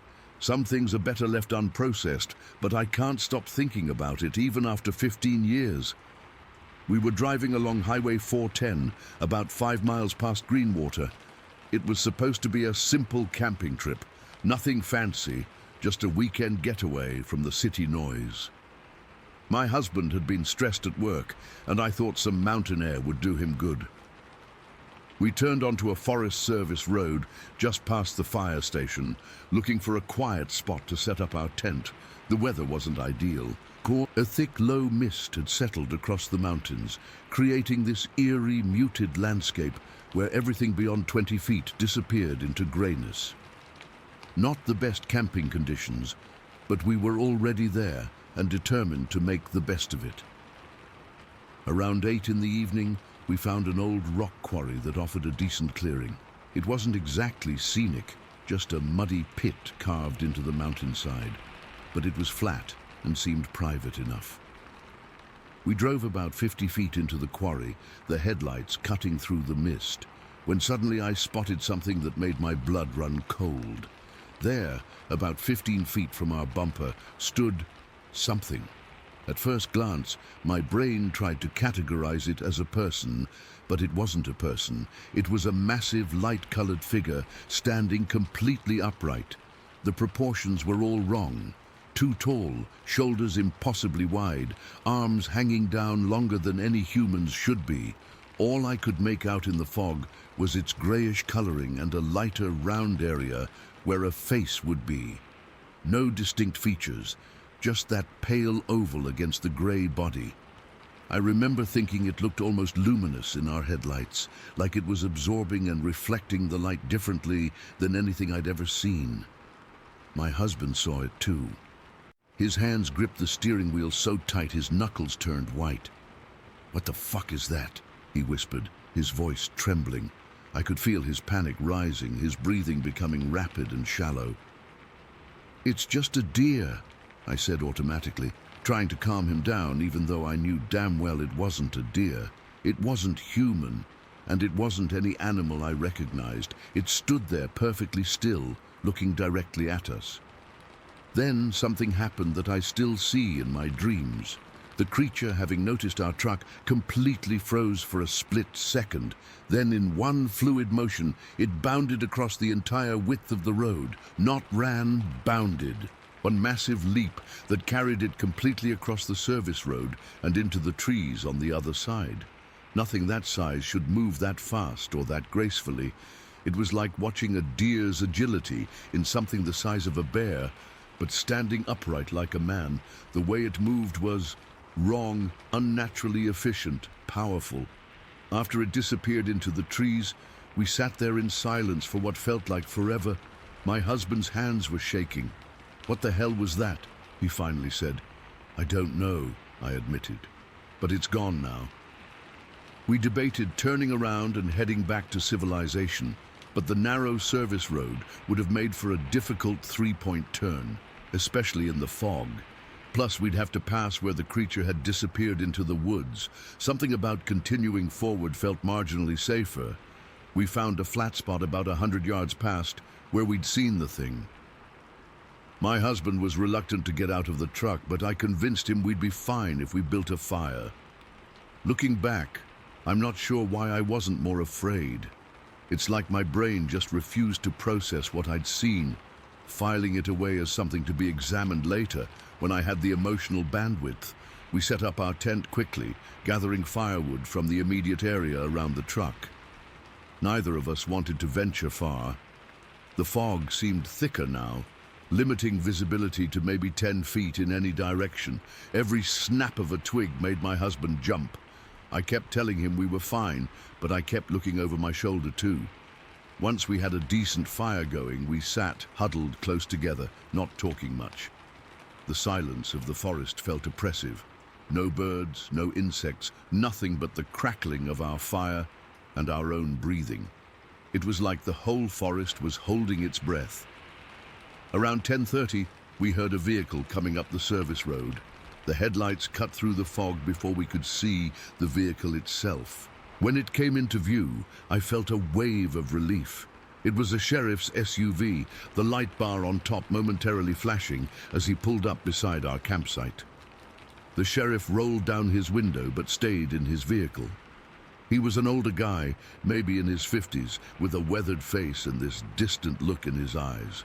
"Everything all right out here?" he asked, shining his flashlight around our campsite. "Yes, officer," my husband said, clearly relieved to see another human.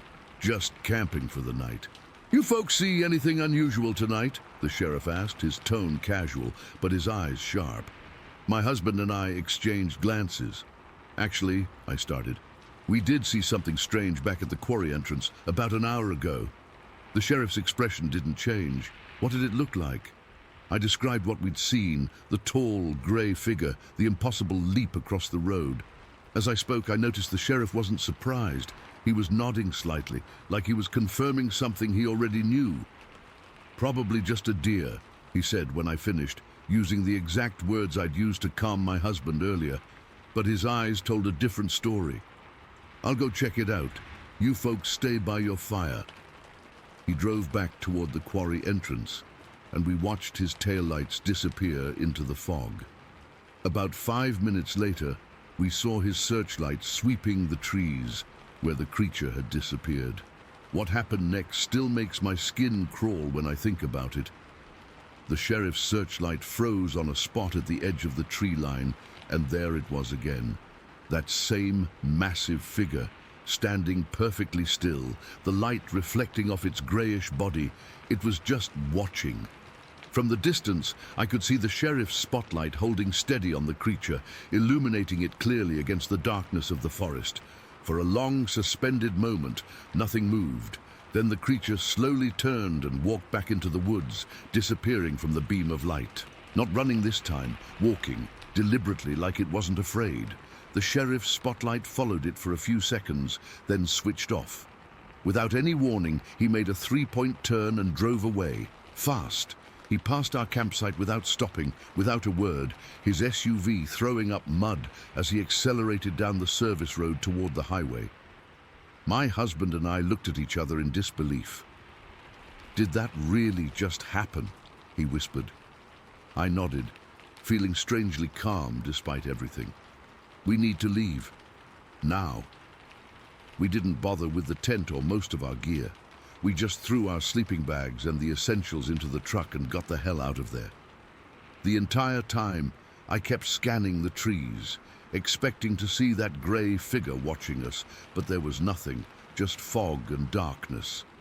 The drive home was silent. My husband white-knuckled the steering wheel the entire way, and I kept checking the rearview mirror. We didn't talk about what we'd seen. It was like we'd made an unspoken agreement to process it separately. The strangest part of the whole experience was my lack of fear. I should have been terrified. We'd seen something impossible, something that didn't fit into any category my brain could recognize. But instead I felt this weird sense of, I don't know, acceptance. Like my mind was saying, yep, that happened. And we're going to file it away because there's no framework for processing this.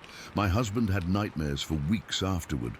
I'd wake up to find him sitting upright in bed, sweating and shaking. But I slept fine. It was like my brain had compartmentalized the whole experience. I've spent years trying to make sense of what we saw that night. I've read about known wildlife in the area, about the effects fog can have on perception, about how fear can distort reality. None of it explains what we encountered. I've read about Bigfoot sightings in the Pacific Northwest, and some descriptions match what we saw.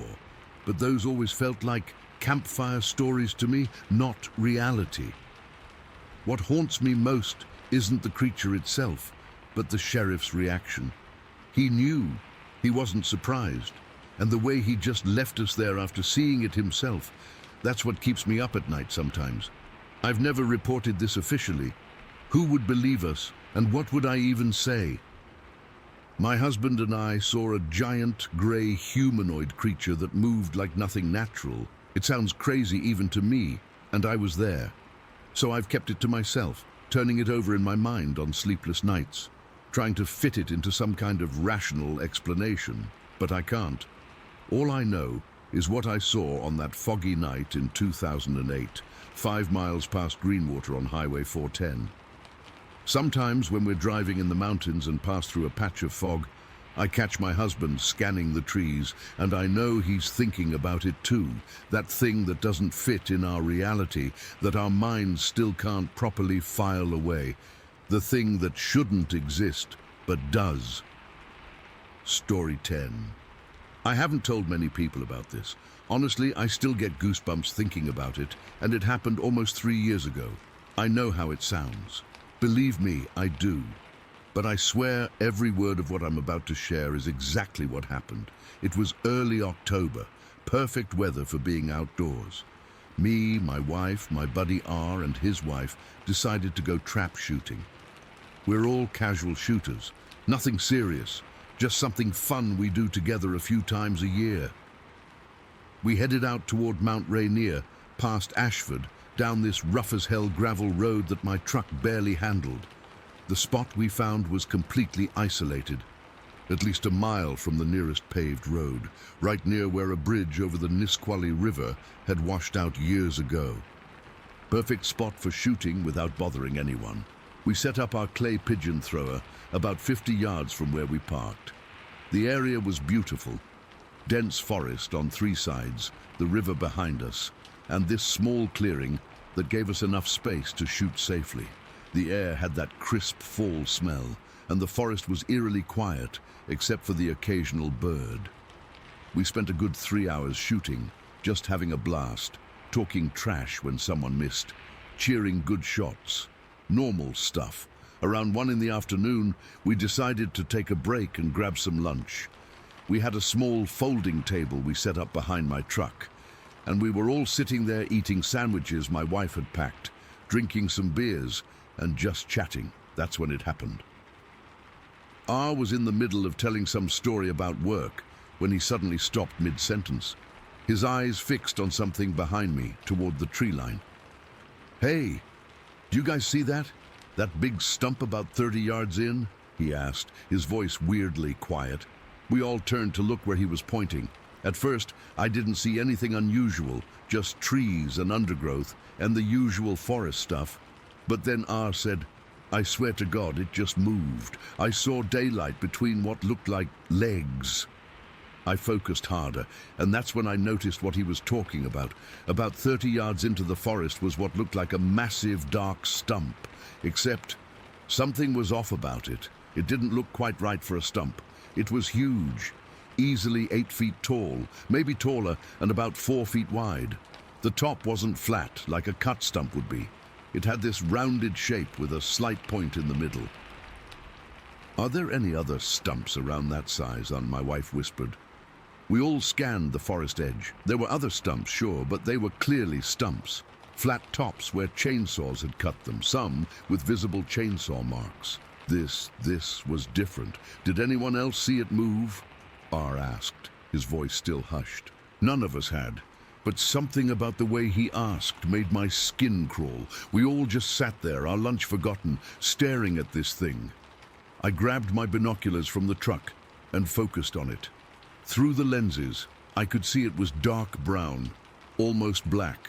The surface looked, I don't know how to describe it exactly, not like bark, more like hair, fur, but matted and dirty. "It's just a weird stump," I said, not believing my own words. The lights playing tricks. But we couldn't stop staring at it. For 30 solid minutes we just sat there watching this thing. It didn't move again. Not even a twitch. Not even when a gust of wind moved the branches all around it. It remained perfectly, unnaturally still. Eventually we decided it must be nothing, just a weird-shaped stump that R thought he saw move. We went back to shooting, but I noticed we were all shooting worse than before. Our conversation was stilted. Everyone kept glancing back toward the forest edge. After about an hour more of half-hearted shooting, we decided to pack up. While loading the gear into my truck, I glanced over at the spot where the stump had been. It was gone. My blood went cold. I blinked hard, thinking my eyes were playing tricks on me. "Guys," I said, my voice cracking slightly, "where's the stump?" Everyone stopped what they were doing and looked. The spot where this massive 8-foot thing had been standing was empty, just undergrowth and forest floor. "Maybe we're looking in the wrong spot," R's wife suggested, but her voice was shaky. We moved positions, looking from different angles, trying to figure out if we were just confused about where it had been. But no, we all remembered exactly which tree it had been standing next to. And now there was nothing there. "It could have fallen over," my wife offered weakly. But we all knew that was bullshit. A massive stump doesn't just disappear, and if it had fallen, we would see it lying on the ground. There was nothing. "Let's just finish packing up," I said, trying to keep my voice steady. "It's getting late." We packed up in record time, barely speaking. As we were getting in the truck, R muttered, "Sasquatch watch, guys," with a forced laugh. We all chuckled nervously, but I could tell from everyone's faces that none of us were really joking. The drive back was tense. We tried to talk about normal stuff, but the conversation kept circling back to what we'd seen, or rather, what we hadn't seen. "The weirdest part," R said after a while, "is that it didn't seem bothered by us at all. We were shooting guns, for Christ's sake, making all kinds of noise, and it just stood there, completely still, for like 45 minutes. That observation made my skin crawl even more." He was right. If it was an animal, and the rational part of my brain was desperately trying to convince me it was just a bear or something, why wouldn't it have been spooked by the gunshots? Why stand perfectly still for so long and then vanish the moment we weren't looking directly at it? When I got home that night, I couldn't sleep. I kept replaying the scene in my head, trying to find some logical explanation. Maybe it was a tree that had been uprooted by the wind while we were shooting. But then why didn't we hear it fall? And how could a tree that size fall without making any noise or disturbance? The next day, I started researching Bigfoot sightings in the Mount Rainier area. I'd never been into that kind of stuff before. Always thought it was nonsense for gullible people. But what we experienced that day changed something in me. There have been hundreds of sightings in those forests over the years. Many describe exactly what we saw: a massive, dark figure, unnaturally still, observing from a distance. What haunts me most is the intelligence it seemed to have. It knew exactly when we weren't watching to make its move. It stood there, studying us, for almost an hour while we shot our guns and ate our lunch, like it was gathering information, and we never would have noticed it if R hadn't happened to catch that split-second movement. Sometimes I wonder if it had been watching us the entire time we were there, maybe even following us in. The thought makes my stomach turn. We haven't been back to that spot since. R and I have gone shooting a few times, but we always choose crowded, open areas now. His wife hasn't gone shooting again at all. My wife says she's fine with going, but I can tell she gets nervous if we venture anywhere too isolated. I still don't know what we saw that day. The logical part of my brain tries to come up with explanations. A bear standing on its hind legs, a weird shadow, a trick of the light. But deep down, I know none of those explanations fit what all four of us witnessed. Whatever it was intelligent. It was patient. It was studying us, and it didn't want us to know it was there. I've spent countless hours since then reading other people's experiences, and many describe the same feeling. This sense that they've been observed by something intelligent that doesn't want to be seen. Something that's curious about us, but also cautious. I don't go into the deep woods anymore. I can't shake the feeling that if I did, I'd feel those eyes on me again. And next time, it might not stay 30 yards away. I'm not asking anyone to believe me. Hell, I'm not sure I would believe this story if someone else told it to me. But I know what I saw, or rather, what I didn't see. Something was there, watching us, something that could stand completely still for 45 minutes, despite the noise of shotguns, and then vanish without a trace when we weren't looking directly at it. And the thought that keeps me up at night isn't that we saw something unexplainable. It's that whatever we saw that day is still out there in those woods, watching, waiting, and learning. You see Story 11? I still remember it like it happened yesterday, not 49 years ago. Some things just burn themselves into your memory, you know? September 1974, hot as hell, even for Florida. I was 22 then. Just finished my associate's degree and working at my uncle's hardware store while I figured out what to do with my life. That afternoon, I'd gotten off work early and decided to walk by the Cleveland Heights golf course, the south end, where it borders those old pine stands. It was about 5 o'clock and the sun was still high enough, but starting to slant through the trees, that golden hour light Florida gets before dusk. I was walking along the street that runs parallel to the course, not really thinking about much, just enjoying being outside after being cooped up in the store all day. The air had that heavy humidity that makes your shirt stick to your back, but there was a little breeze coming off the water that made it bearable. That's when I heard it. At first I thought someone was doing construction. That hollow knocking sound, like wood striking wood, but it wasn't rhythmic like hammering, more like purposeful. 3 knocks, then 2, then 3 again. Almost like a pattern. I stopped walking and tried to locate where it was coming from. Across the street from the golf course stood this old house. Nobody lived there at the time, I'm pretty sure. And the sound seemed to be coming from behind it, from that stand of slash pines that separated the residential area from the edge of the swamp. I'm not usually the nosy type, but something about that sound made the hair on my arms stand up. It wasn't normal. I crossed the street to get a better view of the tree line. The knocking stopped for maybe 30 seconds, then started again, but from a slightly different location. That's when I saw it. I can't stress enough that I was stone cold sober, didn't drink back then, didn't do drugs. What I saw wasn't some hallucination or trick of the light. In one of the taller pines, maybe 40 feet up, something was moving. At first, I thought it might be a bear, We had black bears in the area, and they can climb, but this moved differently. It was climbing the trunk with a speed that seemed impossible for its size, and it was big, not bear big, different. As I stood there frozen, it moved from one tree to another with this swinging, leaping motion. The trees swayed under its weight. The branches bent more than they should have. Whatever this was, it was heavy and fast. So damn fast. I ducked behind a parked car, not wanting it to see me, but I couldn't stop watching. My heart was pounding so hard I could feel it in my throat.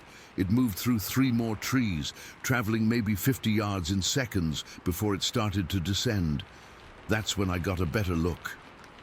The way it moved down, it wasn't like a human climbing. It wasn't like anything I'd ever seen. It had this fluid motion, like its joints worked differently than ours. When it reached the ground, I noticed its gait immediately. It didn't walk like a person. Its center of balance was off. Higher up maybe, its arms hung lower than a human's would, and it moved with a kind of rolling motion, almost gliding despite its obvious weight. I was maybe 100 yards away, but even at that distance I could tell it was massive. Taller than any man I'd ever seen, 6.5, maybe 7 feet. But it wasn't just the height. It was the build. This thing was thick, not fat, but muscled. Its shoulders must have been twice the width of mine, and it was covered in hair, dark, coarse hair. Not like fur exactly, more like, well, more like what you'd imagine on a gorilla, but longer in places, no clothes, nothing artificial on it at all. The knocking sound started again, and I realized it was coming from this thing. It would pick up sticks or rocks, I couldn't quite see what, and strike them against the tree trunks. 3 knocks. Pause. 2 knocks. It seemed deliberate, like it was sending some kind of message. For a moment, just a moment, it stopped moving and stood completely upright. That's when my blood ran cold. Standing like that, it looked almost human, but wrong. Too big, too powerful. It turned its head slowly, scanning. I ducked lower behind the car, praying it hadn't seen me. My legs were shaking so badly, I wasn't sure I could run if I had to. When I peered over the hood again, it was moving toward the thicker brush at the edge of the swamp. The whole sighting couldn't have lasted more than 3 minutes, but it felt like hours. I stayed hidden for what must have been another 10 minutes after it disappeared, afraid to move. When I finally stood up, my legs were numb. I looked around to see if anyone else had witnessed it, but the street was empty, typical for that time of day in that neighborhood. I didn't go home right away. I walked, carefully, to where I'd seen the thing enter the woods. The ground was soft from rain the day before, and there were impressions in the mud. Not clear footprints, but depressions that were too large to belong to anything I could explain. The knocking continued for a while, growing more distant, like whatever made it was moving deeper into the swamp. Then it stopped completely. I didn't tell anyone what I'd seen for weeks. Who would believe me? But I went back the next day, in broad daylight, with a buddy. I made up some excuse about looking for a fishing spot. We checked out the area, and he didn't notice anything strange, but I found broken branches high up in those pines, way higher than a person could reach without equipment, and on one tree trunk there were these weird marks, like something with incredible strength had gripped the bark and torn chunks away. I've spent decades trying to explain what I saw that day. It wasn't a bear, the movement was all wrong, and Florida black bears just don't get that big. It wasn't a deer or hog, ridiculous to even consider, and it absolutely wasn't a human being. No human could move through trees like that or make those sounds. I've read about people in the Pacific Northwest seeing similar things, but this was Polk County, Florida. We're not known for mysterious primates, but I know what I saw. The weirdest part was how it seemed to be communicating, those deliberate knocking patterns. I've wondered if there were others of its kind deeper in the swamp, if they were talking to each other somehow. After that day, I started paying attention to local stories. There were occasional reports of strange noises in the swamps, livestock getting spooked for no reason, hunters finding unusual tracks. Nothing concrete enough to make the newspapers, but enough to make me wonder how many other people had seen what I had and kept quiet. I went back to that spot dozens of times over the next few years, hoping, or maybe fearing, I'd see it again. I never did. But sometimes when I was out there alone, I'd hear that knocking sound, distant but unmistakable, and once, just once, I heard what sounded like a deep, resonant howl that didn't belong to any animal native to Florida. I'm 69 now, and I've never seen anything like it since. But I think about it often. What was it doing there, so close to a populated area? Was it passing through, or do they, whatever they are, live in those swamps? How have they remained hidden all these years? I've looked into reports of similar sightings in Florida and found more than you might expect. Most people don't talk about these experiences because they're afraid of ridicule. I get that. I've only told a handful of people myself. What I saw that September day wasn't a man in a suit. It wasn't a known animal. It moved with purpose and intelligence. It communicated. And sometimes, when I'm lying awake at night, I still hear that knocking sound in my memory, and I wonder if it knew I was watching. I've never been able to explain it. No one has. But I know what I saw, and nearly 50 years later, I'm still certain of one thing. There was something in those woods that science doesn't acknowledge, something powerful, intelligent, and hidden. And sometimes, I wonder if it's still out there, moving through the trees when no one's looking, knocking on wood to signal others of its kind. I still drive by that spot sometimes. The golf course is still there. The house was torn down years ago. The pine stand is thinner now. Development has encroached. But the swamp beyond remains, hundreds of acres of it, largely unexplored. Plenty of room for secrets, plenty of places to hide. And every time I pass by, I find myself listening for that distinctive knock. Wood on wood, a message I wasn't meant to hear. Story 12. I've been replaying that afternoon in my head for almost a decade now. November 16th, 2014. The dates burned into my brain like a brand. I was hunting alone in the same patch of woods I'd been going to since I was a kid. It's a remote area about 40 minutes from my house, way off the main roads. Most people don't even know it exists. That day started like any other hunting trip. I got up before dawn, packed my gear, and drove out while it was still dark. The weather was decent for November, cold but not freezing, overcast but not raining. Perfect hunting weather. I'd been sitting in my stand since sunrise, hadn't seen much, just a couple of small does early on that I passed up. By early afternoon, I was getting that restless feeling you get when you've been sitting still for too long. Around 2:40 in the afternoon, everything changed. The first thing I noticed was how quiet it got. If you've spent time in the woods, you know they're never actually silent. There's always something, birds, squirrels, the wind in the leaves, but suddenly all of that just stopped. It was like someone had hit a mute button on the whole forest. That's when I heard it. This sound, I don't know how to describe it properly. It was like a growl, but mixed with a scream. Not an animal scream, not a human scream, something else. It carried through the trees like it was coming from everywhere at once. It made the hair on my arms stand up and my stomach drop. The worst part, I'd heard it before. Back in November 2012, I was hunting with two buddies in these same woods. We all heard this exact sound, and none of us could explain it.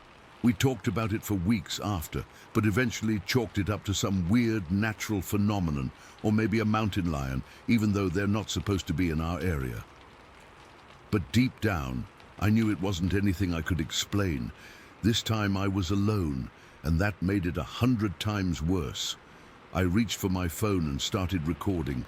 I always carry a small digital recorder when I hunt, mainly to note the time and location if I see a good deer. I fumbled with it, my hands shaking so bad I nearly dropped it. but I got it running.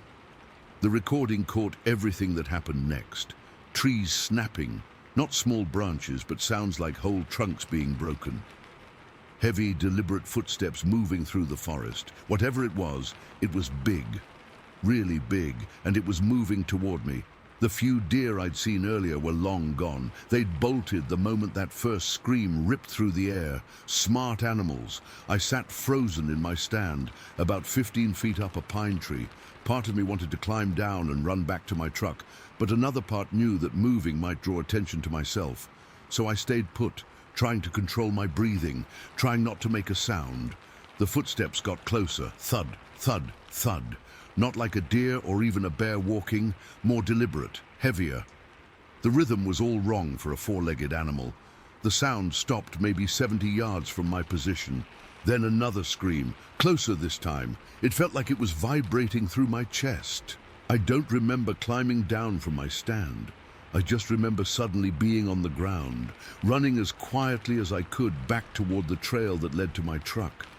I kept my hunting knife in my hand, knowing full well it would be useless against whatever was making those sounds. I made it back to my truck without seeing anything, but the feeling of being watched stayed with me the whole way. I drove home with my windows up, heater blasting, constantly checking my rearview mirror.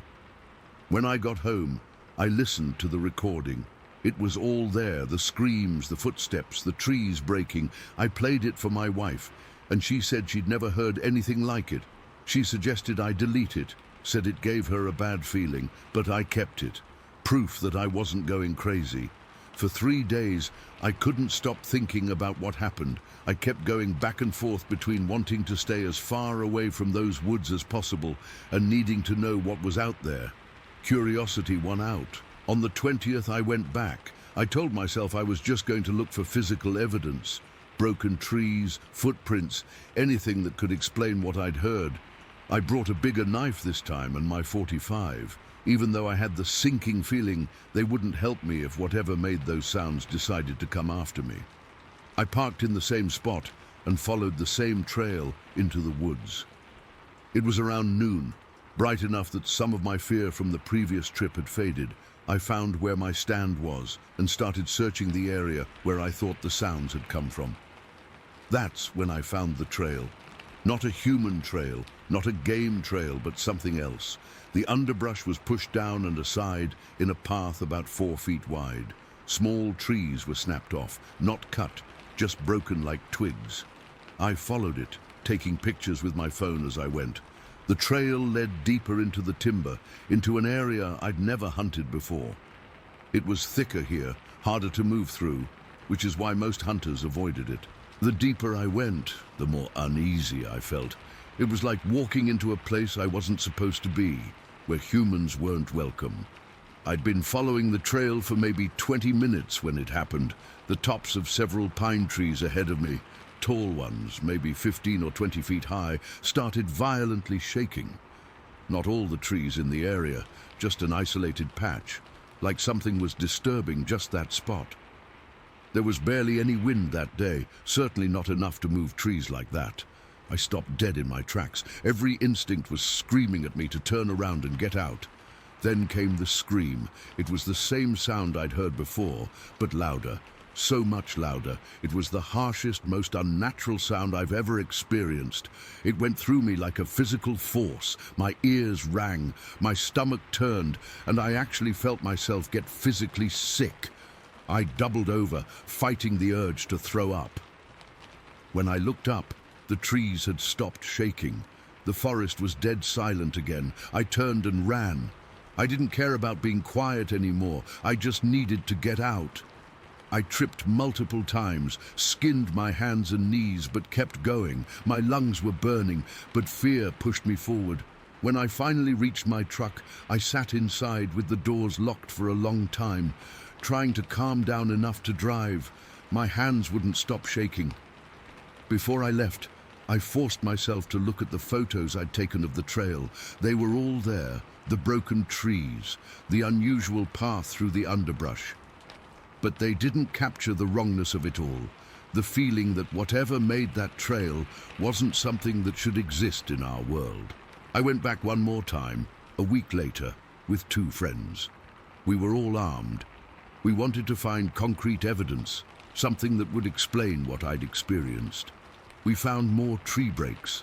Large trees snapped clean in half, about 8 feet up, their tops twisted off in a way that no storm could do. We found impressions in the ground that might have been footprints, but they were distorted, not clear enough to make out what might have made them. What we didn't find were other people. This was an area where humans rarely ventured. No campsites, no trash, no signs that anyone else had been there recently. Whatever was breaking those trees and making those sounds, it wasn't human. My friends wanted to go deeper into the timber, to where I'd seen the trees shaking, but I couldn't do it. Just approaching that area made me feel sick again, like my body was physically rejecting the idea of going back there. I haven't returned to those woods since, not even in the daytime. I've spent countless hours researching, trying to find any explanation for what I experienced. I've looked into every animal native to our region, weather phenomena, even psychological explanations. Nothing fits. The recording still exists. I've played it for a few people, and their reactions are always the same. Confusion, followed by unease. One friend who works as a wildlife biologist said it didn't match any known animal call he'd ever heard. Sometimes I wake up at night thinking I can hear that scream again, even though I know it's just in my head. The memory of it is vivid enough that it might as well be happening all over again. That physical sensation of dread, of wrongness, is something I can't shake. I don't know what's in those woods. I don't want to know anymore.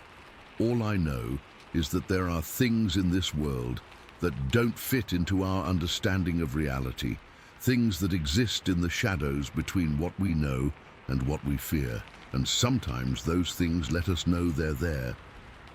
Story 13. I've never told this story to anyone outside my family, and even they think I made it up. But I swear on everything I know, this happened to me, and I still get goosebumps thinking about it nearly 50 years later. It was spring of 1971, and I was just a 7-year-old kid doing what kids did back then, playing outside from sunup to sundown. This particular day was warm enough that my mom had let me wear shorts, but the mountain air in Pennsylvania still had that crisp feel to it. I remember because my legs got all red and blotchy from kneeling in the cold stream water. My cousin, he was 8, and I had been spending every possible moment outside since the snow melted. We lived in Cogan House Township, Lycoming County, about as rural as you can get. Our houses were maybe a quarter-mile apart, and the forests and streams were our playground. No video games, no internet, just miles and miles of forest to explore. That day started like any other. After breakfast, I ran over to my cousin's house, and we headed straight for this little stream that ran through a clearing about a 15-minute walk from our homes. We'd been working on a dam there for days, not for any reason, just because it seemed like the thing to do. You know how kids are. We thought we were engineering geniuses, piling up rocks and mud to make the water pool up. The clearing itself wasn't very big, maybe 30 yards across, with tall grass that hadn't been trampled down yet that spring. It was surrounded by thick forest, the kind where the trees grow so close together that it gets dark even in the middle of the day. The stream cut right through the middle of the clearing, about 3 feet wide and shallow enough to wade across without getting your shorts wet if you were careful. We'd been working on our dam for maybe an hour. I remember my hands were freezing from the cold water, but I didn't care. There was something so satisfying about placing a rock just right and seeing the water level rise behind our creation. My cousin was getting frustrated because we couldn't find big enough rocks to really make progress. "I'm going downstream to look for better rocks," he said, wiping his muddy hands on his jeans. "The ones here are too small." I just nodded and kept working, trying to pack mud between the rocks to make them more waterproof. I was completely focused on the dam, watching how the water flowed, adjusting rocks here and there. Total concentration. That's when I noticed something odd. The water started getting cloudy, like someone had stirred up all the mud upstream. At first, I thought maybe an animal was crossing, a deer or something. It happened sometimes, but there was no sound. No splashing, no snapping twigs, nothing. I looked up, annoyed that whatever it was might ruin our dam. And there it was, standing directly across the stream from me. 7 feet away, maybe less.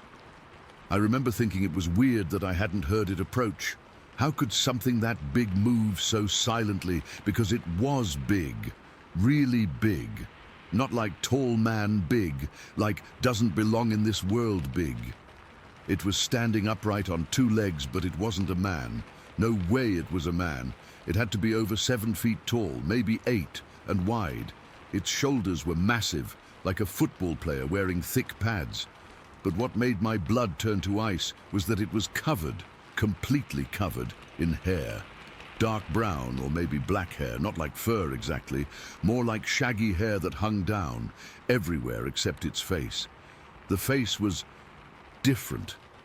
The skin looked exposed there, darker than mine but not black, more like a dirty brownish color. And the eyes, God, the eyes, they were dark and set deep, and they were looking right at me, not like an animal glancing your way before running off, like it was studying me, thinking, considering me.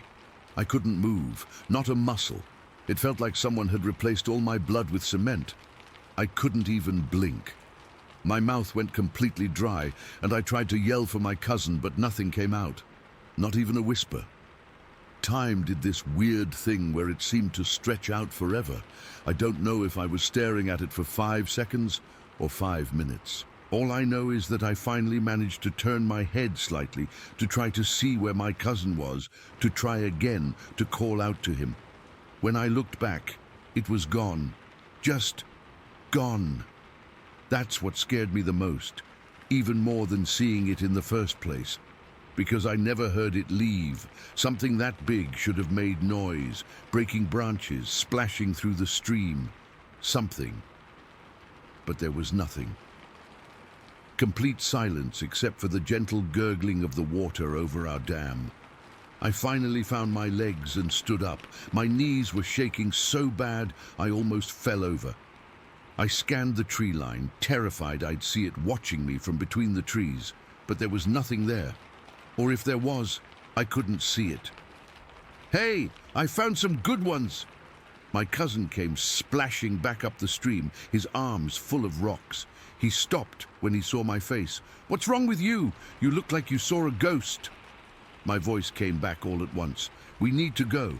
Now." I was already backing away from the stream, my eyes still scanning the forest edge. "What? Why? We just started." "I saw something right there."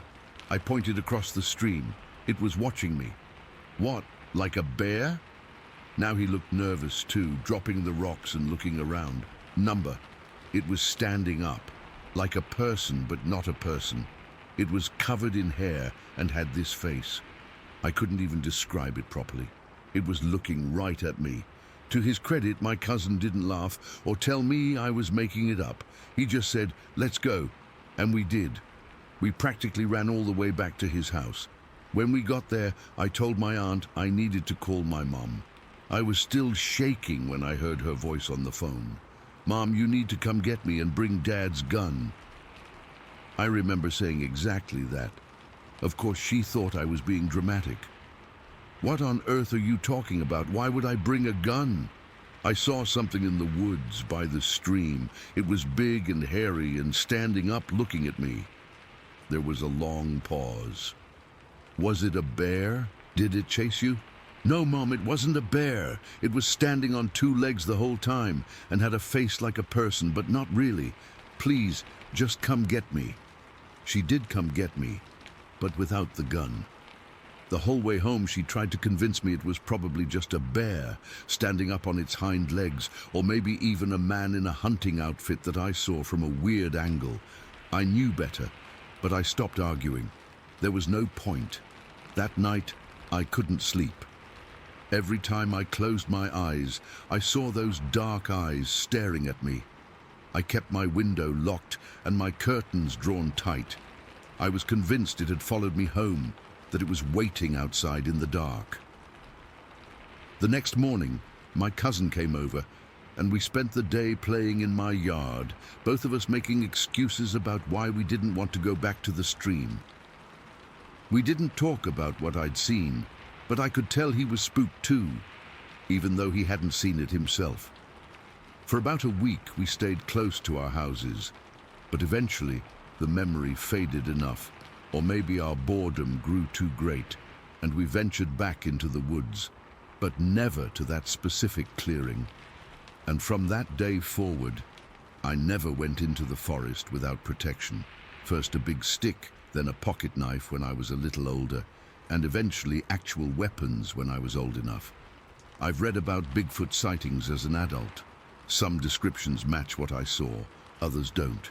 I don't know what to call what I saw that day. I just know it was real, and it was watching me with intelligence behind its eyes. It wasn't just an animal.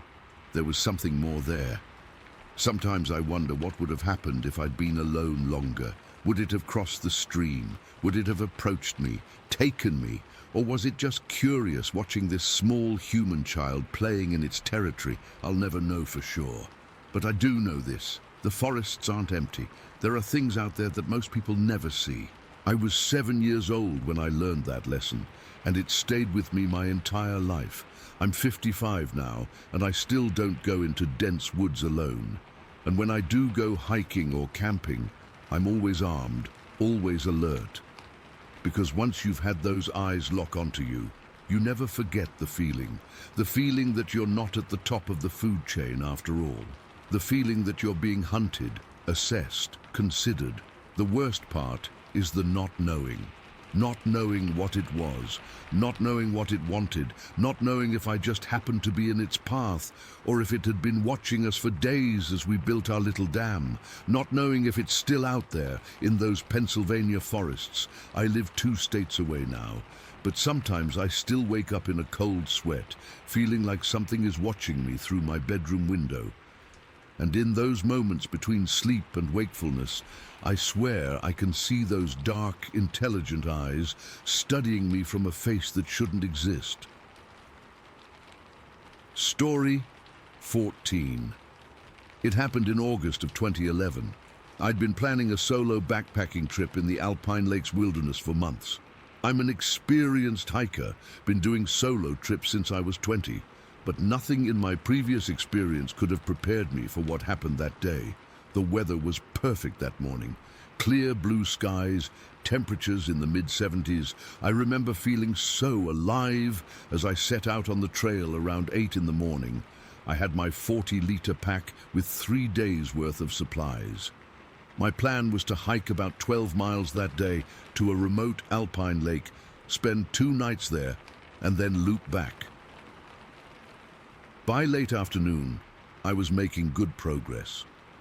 The trail had become more challenging over the previous hour, narrowing as it curved around the mountain. I was traversing a section carved into the cliff face, probably about 5 feet wide, but with a sheer drop of several hundred feet on my left side. I remember I'd stopped to take a swig from my water bottle and adjust my trekking poles when I heard it. At first, it was just cracking sounds, like branches breaking, but much heavier.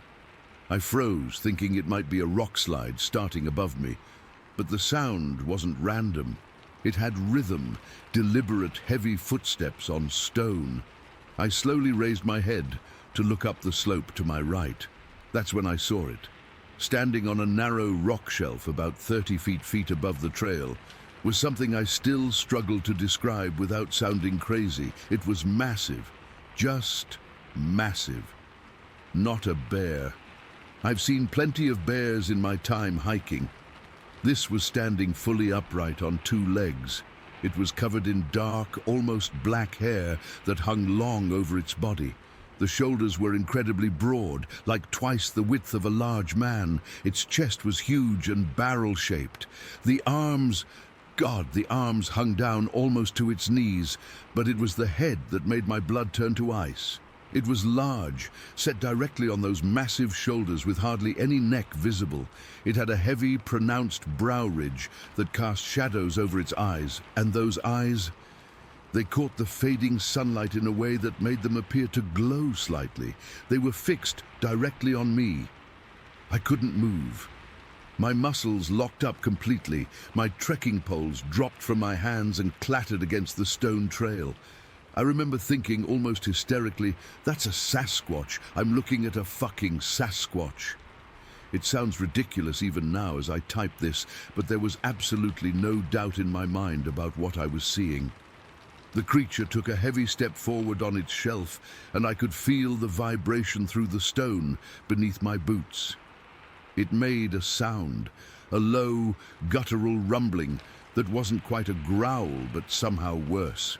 It felt like it vibrated through my chest cavity. That sound paralyzed me even further with fear. I realized with sickening clarity that I was completely trapped.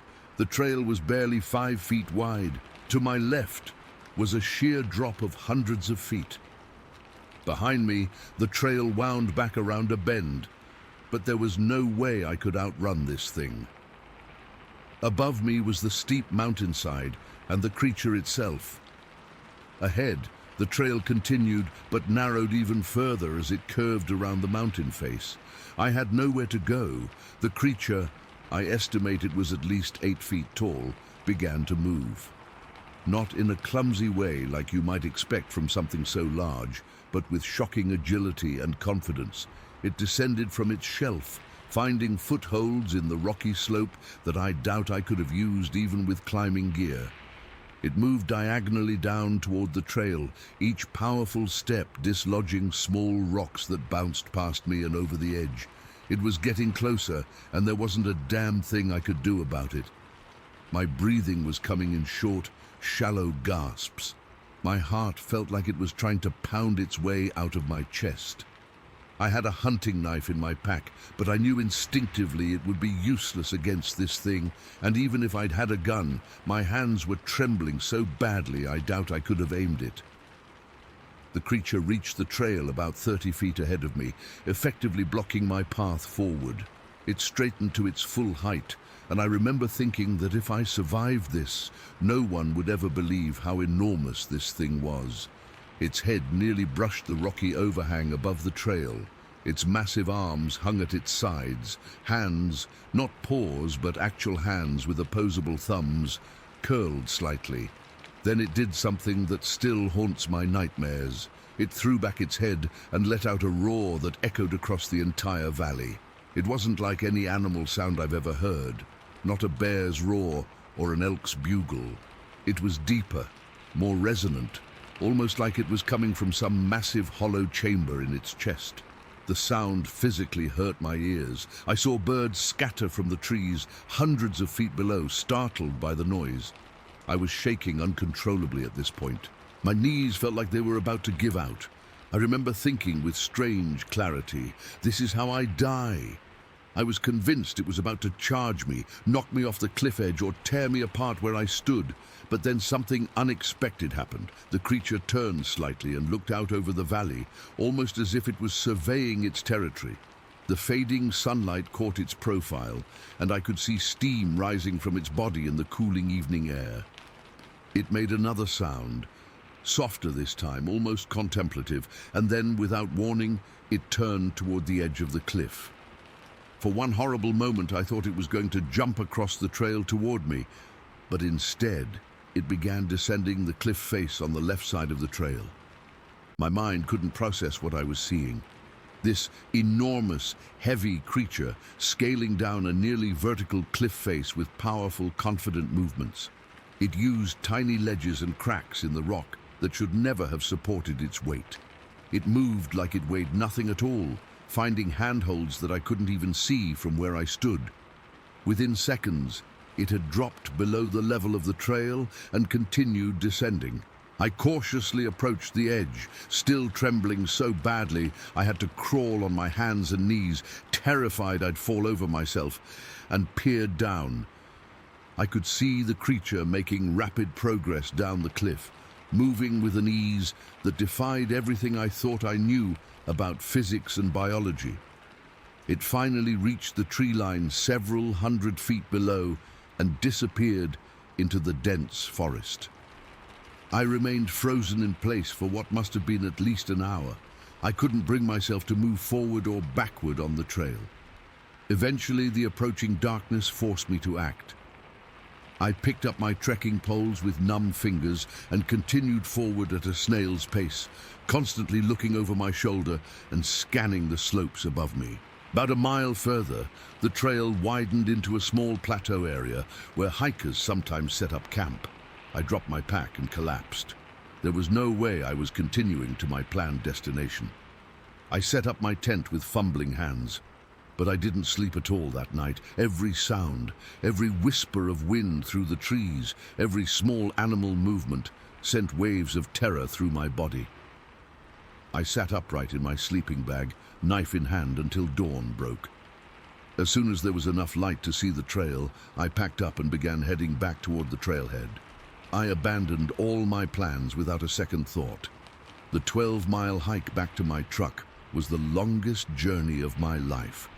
I kept looking behind me, convinced the creature was following me. My nerves were so shot that twice I nearly fell off exposed sections of the trail because I was too busy scanning the slopes rather than watching my footing. I made it back to my truck around 3 in the afternoon. My legs were jelly, and I was physically and emotionally drained. I drove straight home without stopping, constantly checking my rearview mirror. For weeks afterward, I couldn't sleep properly.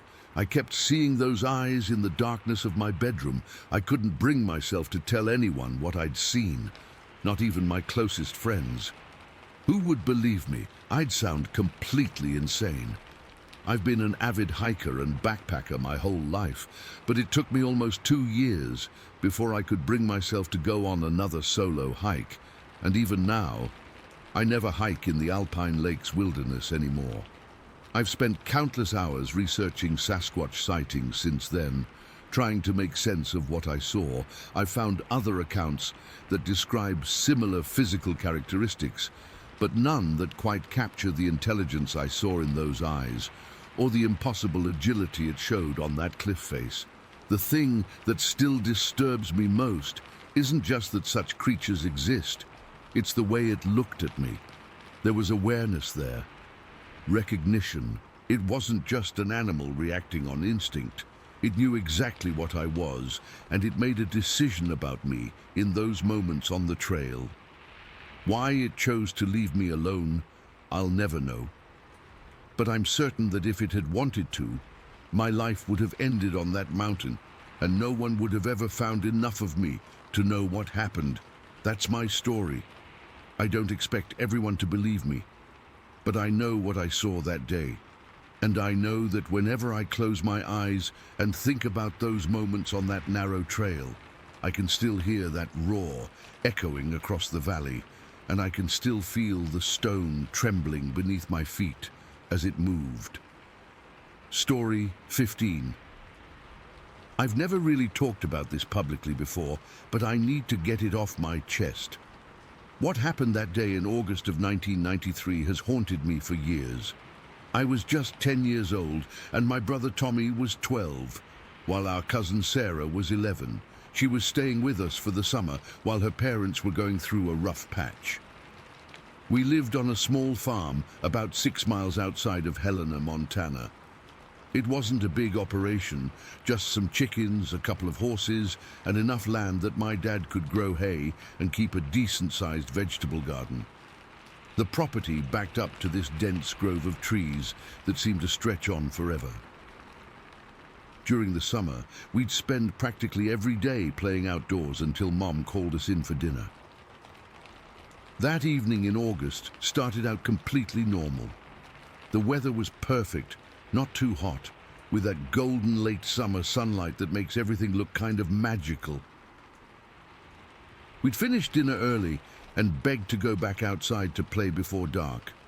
Mom agreed, as long as we stayed in the yard where she could see us from the kitchen window.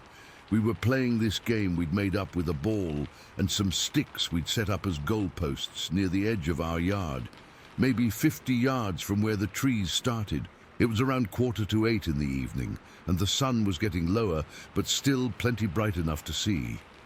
I remember I was just about to kick the ball toward Tommy when we heard it. This deep, rumbling growl that seemed to vibrate through the air.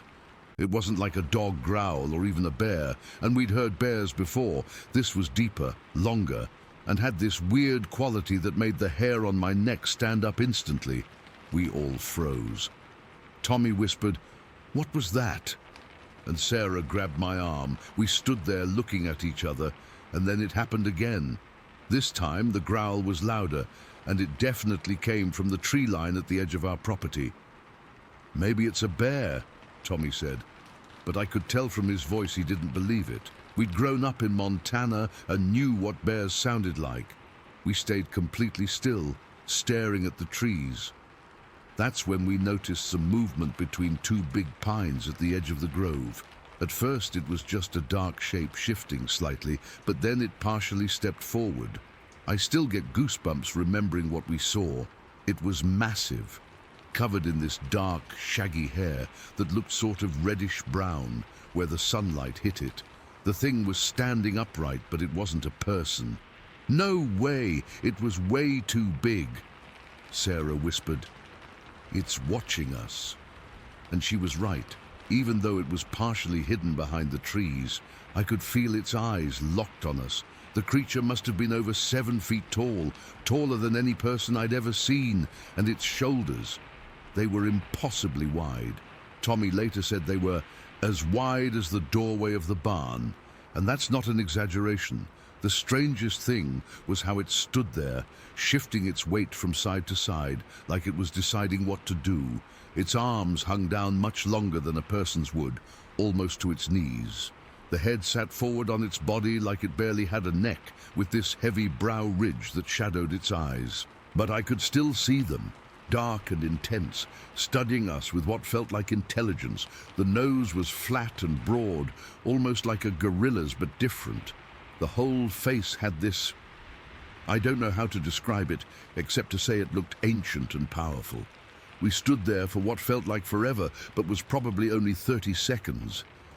Then Tommy whispered, "Back up slowly toward the house." We started taking small steps backward, not turning our backs on the creature. That's when it growled again, louder this time, more aggressive. The sound was so deep I swear I could feel it in my chest. Then we heard it take a step forward. The sound was like a boom on the forest floor, much heavier than a person would make. That broke our nerve completely. Sarah screamed, and we all turned and ran full speed toward the house. I've never run so fast in my life. I remember the sound of our feet pounding on the grass, our panicked breathing, and behind us, more of those booming footsteps. They were faster now, and I was absolutely certain this thing was coming after us. I was crying by the time we reached the back porch, screaming for Mum. She came rushing out the door looking terrified, probably thinking one of us was hurt. "There's something in the trees," Tommy yelled, pointing back toward the grove. It was watching us, and it growled. Mom looked toward the tree line, shielding her eyes against the setting sun. "What did you see exactly?" she asked, but kept her voice low like she was afraid of something hearing her. We all started talking at once, but eventually got the story out. While we were explaining, we heard it again. A low, guttural sound coming from the trees. Mom heard it too. I saw her face go pale. "Inside." "Now," she said, ushering us through the door. She locked it behind us, something she rarely did in the daytime. Dad was in town picking up feed and wouldn't be back for another hour. Mum called the neighbors who lived about a mile down the road, but they hadn't seen anything unusual. She didn't call the sheriff, though I asked her why. She just said, "Let's wait for your father." We spent the rest of the evening peeking out windows, jumping at every sound. When Dad finally got home around 9:30, Mom told him what happened. He listened carefully but didn't seem as worried as I thought he should be. "Probably just a bear," he said. But he got his rifle out of the cabinet and checked that it was loaded. Around 10:30 that night, we heard Dad on the back porch. Mum had finally gotten us to go to bed, but none of us could sleep. I snuck out of my room and saw Dad coming back inside. He looked shaken. "Something's out by the barn," he whispered to Mom. "I heard these knocking sounds against the wood, like someone tapping a stick, but much louder." "Did you see anything?" Mom asked. Dad shook his head. "No, but there's a smell out there, like wet dog mixed with garbage and something sour. Never smelled anything like it before." They didn't know I was listening, and I was too scared to let them know I was there. I crept back to my room and got under the covers, pulling them over my head, even though it was a warm night. The next morning, Dad woke us up early. He had already been outside and wanted to show us something. We followed him to the edge of the trees, and he pointed at the ground. There in the soft earth were footprints, not bear prints. These were huge, shaped like a human foot, but at least twice the size. You could clearly see 5 toe marks at the front of each print. They were pressed deep into the ground like whatever made them was incredibly heavy. Dad measured one with his hand.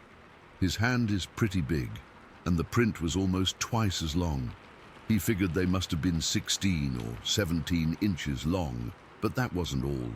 Dad pointed up at the trees. Several large branches, about 6 or 7 feet off the ground, had been snapped clean off. Not cut, but broken with force. Whatever did it had to be incredibly strong and tall. "I've been hunting these woods for 20 years, Dad said quietly. "Never seen anything like this." After that day, we weren't allowed to play near the tree line anymore. For months, we refused to go outside at all, after about 6 in the evening. The worst part was the sounds we kept hearing that fall. At least twice, we heard distant knocking sounds at night, like wood hitting wood, and once, a long, mournful howl that started low and rose in pitch until it faded away. Dad set up more lights around the property and got another dog. Our old lab buddy had been acting strange since that day, growling at the trees, refusing to go near the barn at night. I never saw the creature clearly again, but sometimes when I was in my room at night, I'd get this feeling of being watched. I'd look out my window toward the trees and wonder if it was still out there, watching our house. My parents eventually told us it was probably just a bear, that we'd let our imaginations run wild. But I saw Mom and Dad whispering to each other when they thought we couldn't hear. I caught phrases like game warden and can't tell anyone. They were scared too. Sarah never came back to stay with us the next summer. She told her parents she didn't want to, and they didn't push it. Tommy and I never played our stickball game again. I'm 39 now, and I still can't explain what we saw that day. I've read about bears, wolves, even moose, but nothing matches what we encountered. I've looked online at stories about Sasquatch or Bigfoot, and some descriptions match, but I've never been comfortable labeling it that way. All I know is that something was watching us from those trees that summer evening in 1993. Something that wasn't supposed to exist. Something that made footprints no known animal could make. And sometimes when I visit my parents' farm and stand in that yard at dusk, I swear I can feel eyes on me from the tree line, watching and waiting. Story 16. I've held this story in for years, but I need to get it off my chest. What happened that day in 2007 changed how I see the world forever. I was 16 years old, hunting in Fentress County, Tennessee. It was mid-October, and I'd been looking forward to deer season all year. My dad had taught me to hunt since I was 12, and that fall I was finally allowed to go out alone. The hills in that area are pretty remote, thick forests, rocky terrain, lots of places where you could walk for miles without seeing another person. That particular day started like any other hunting trip. I woke up before sunrise, grabbed my gear, and headed out to a spot where I'd had luck the previous season. I was using a compound bow. I preferred bow hunting over rifles, felt more challenging and fair. By early afternoon, I hadn't seen anything worth shooting, not even a doe. The woods were unusually quiet, which should have been my first clue something wasn't right. Around 2 in the afternoon, I decided to move to a different location where I'd set up some game cameras a few weeks earlier. The pictures had shown a decent-sized buck passing through regularly, so I figured it was worth a shot. The new spot was about 1.5 miles from where I'd started, deeper into the hills.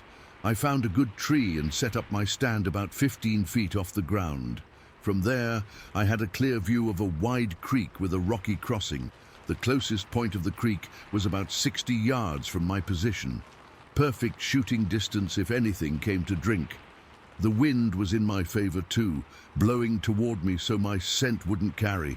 I settled in around 3 o'clock, getting comfortable for what I expected would be a long wait. I was completely camouflaged, face paint, gloves, the works. My dad always stressed the importance of being invisible in the woods. "Deer don't know you're there until you give yourself away," he'd say. I was prepared to wait motionless for hours if needed. The afternoon stretched on. The sun was starting to get lower, creating those long shadows through the trees. It was peaceful, just listening to the occasional bird call and the soft sound of the creek.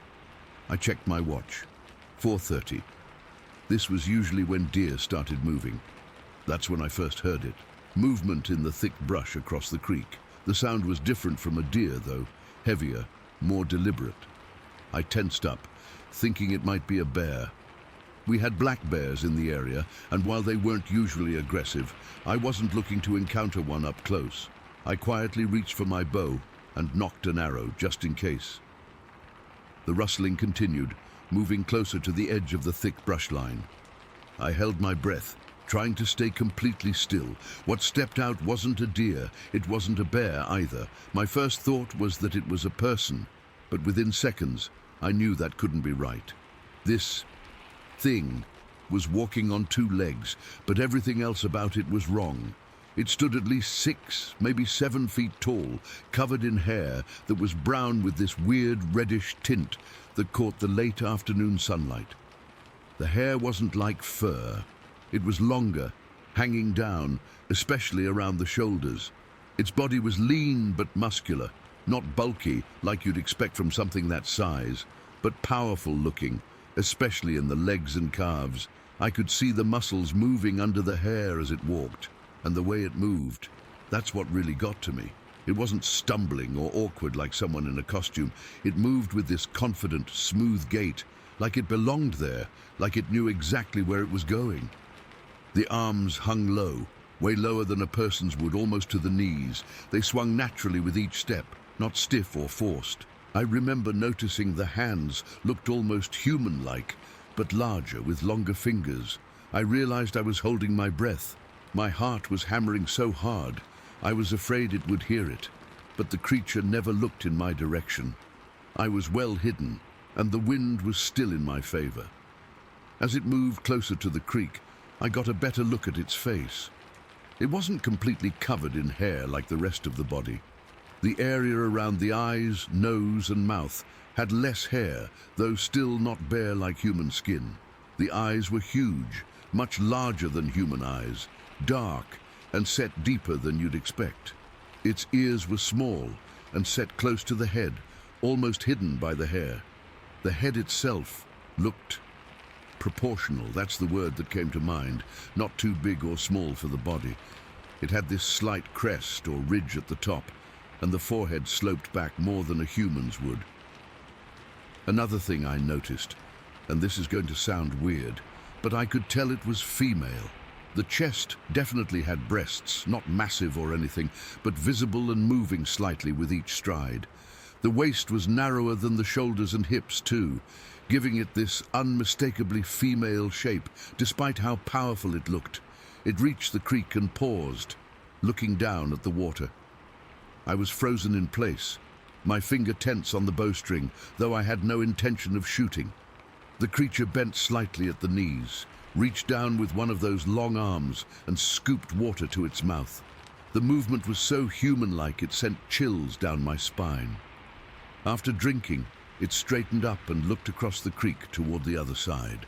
For a second, I thought it might turn around and go back the way it came, but instead, it stepped into the water. The creek wasn't deep at the crossing, maybe knee-high on a normal person, which meant it barely reached mid-calf on this thing.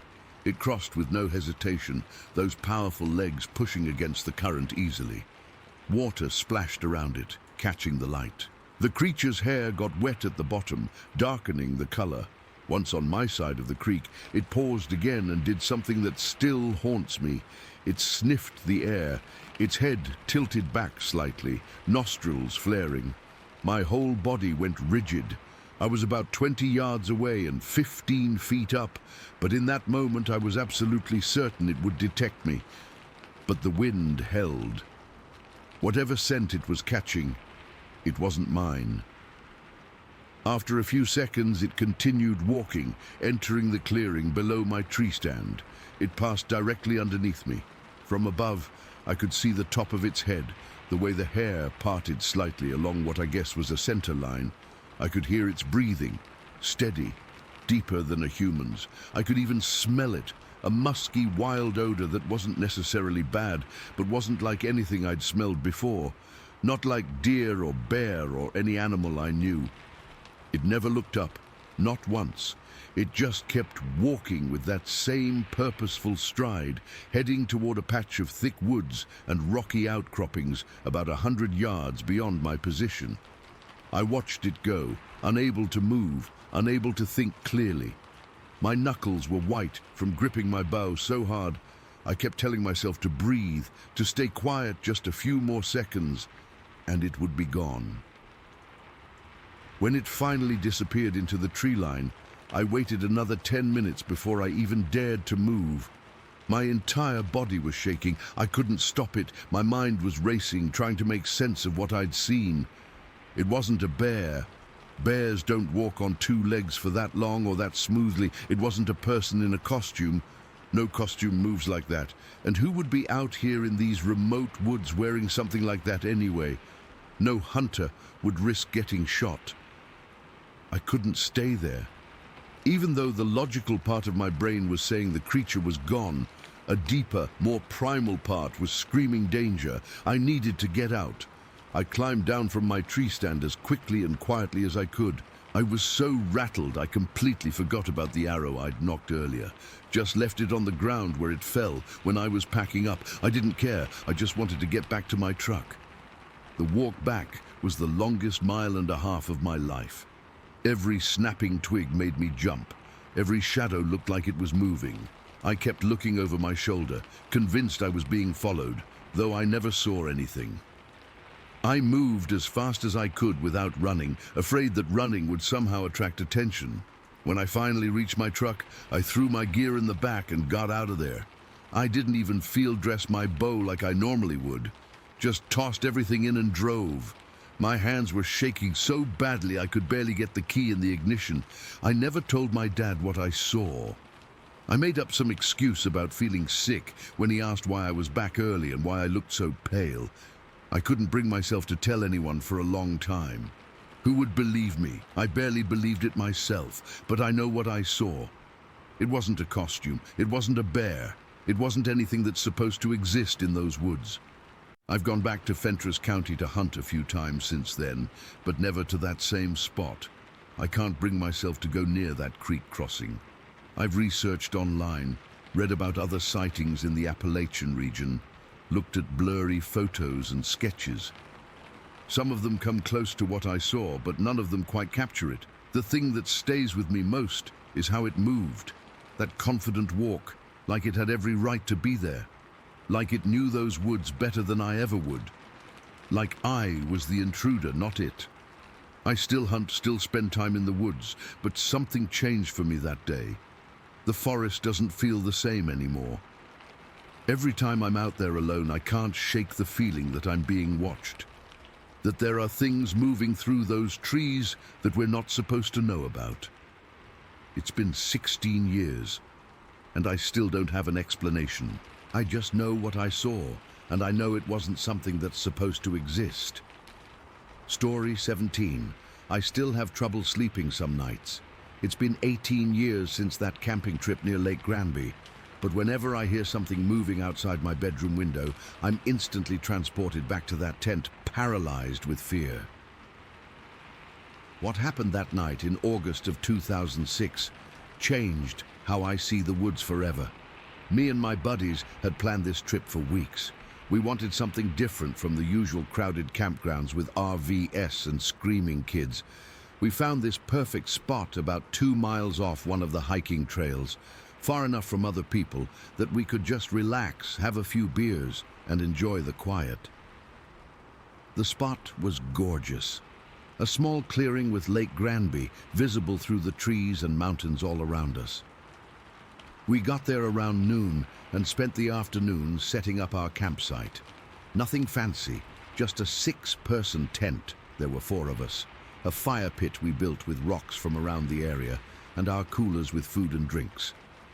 The afternoon was perfect, warm but not hot, blue skies, just what you want for a Colorado summer day. By sunset, we had everything set up.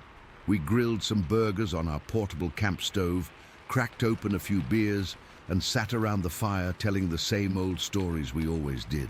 It was one of those perfect nights where you feel completely at peace. The stars came out insanely bright, since we were far from any city lights. Around 11, we put out the fire and crawled into our sleeping bags. I remember joking about bears before zipping up the tent. If only it had been just a bear. I woke up first. I'm not sure what time it was, but it was pitch black, and the others were all asleep. Something had pulled me out of a deep sleep, but I couldn't figure out what. Then I heard it. Movement in the brush around our campsite, not like a small animal.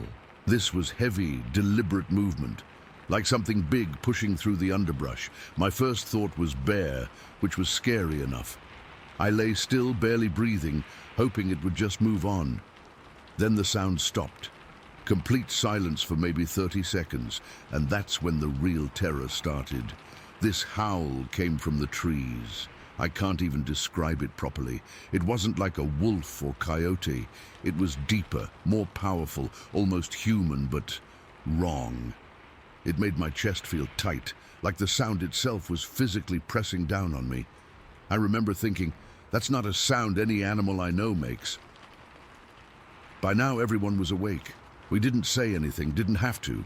We were all frozen in our sleeping bags, eyes wide open in the darkness. I could hear someone breathing rapidly to my right. Then came the first hit. Something slapped the side of our tent with such force that the whole structure shook. It wasn't like a branch falling or even a bear pawing at it. It was deliberate, like a massive hand striking the tent with purpose. The tent wall caved in several feet before popping back to normal. Before we could even process what was happening, another hit came from the opposite side. Even harder, the sound it made wasn't just the tent material. It was like something solid hitting with incredible force. Then came that howl again, louder this time, close enough that I swear I could feel the hot breath through the tent fabric. What happened next still gives me nightmares. The thing started hitting the tent repeatedly. Not randomly, but methodically, moving around the perimeter. Each hit was strong enough to push the tent inward before it would spring back. We were being toyed with. I remember thinking we were going to die. That's when the smell hit us. I've been around wild animals, worked on farms, smelled some awful things in my life, but nothing compares to this. It was like wet, dirty hair mixed with something rotten, like roadkill left in the sun for days, combined with this musky odor I can't even describe. The smell was so strong it made my eyes water and throat close up. One of my friends was closest to the tent door, and the zipper was partially open. Just a tiny gap we'd left for air. He later told us he couldn't help himself. He had to look. He shifted just enough to peer through that small opening. What he described seeing has stayed with me all these years. A massive creature, at least 8 feet tall, covered in thick, dark hair. He said its shoulders were impossibly wide, with long arms that hung down past its knees. The face is what disturbed him the most. A flat, wide nose, prominent brow ridge, and eyes that seemed to reflect the moonlight but looked disturbingly aware. Human-like, but not human at all. This thing, this Sasquatch, circled our tent slowly. I could hear its footsteps, heavy enough to make the ground vibrate slightly.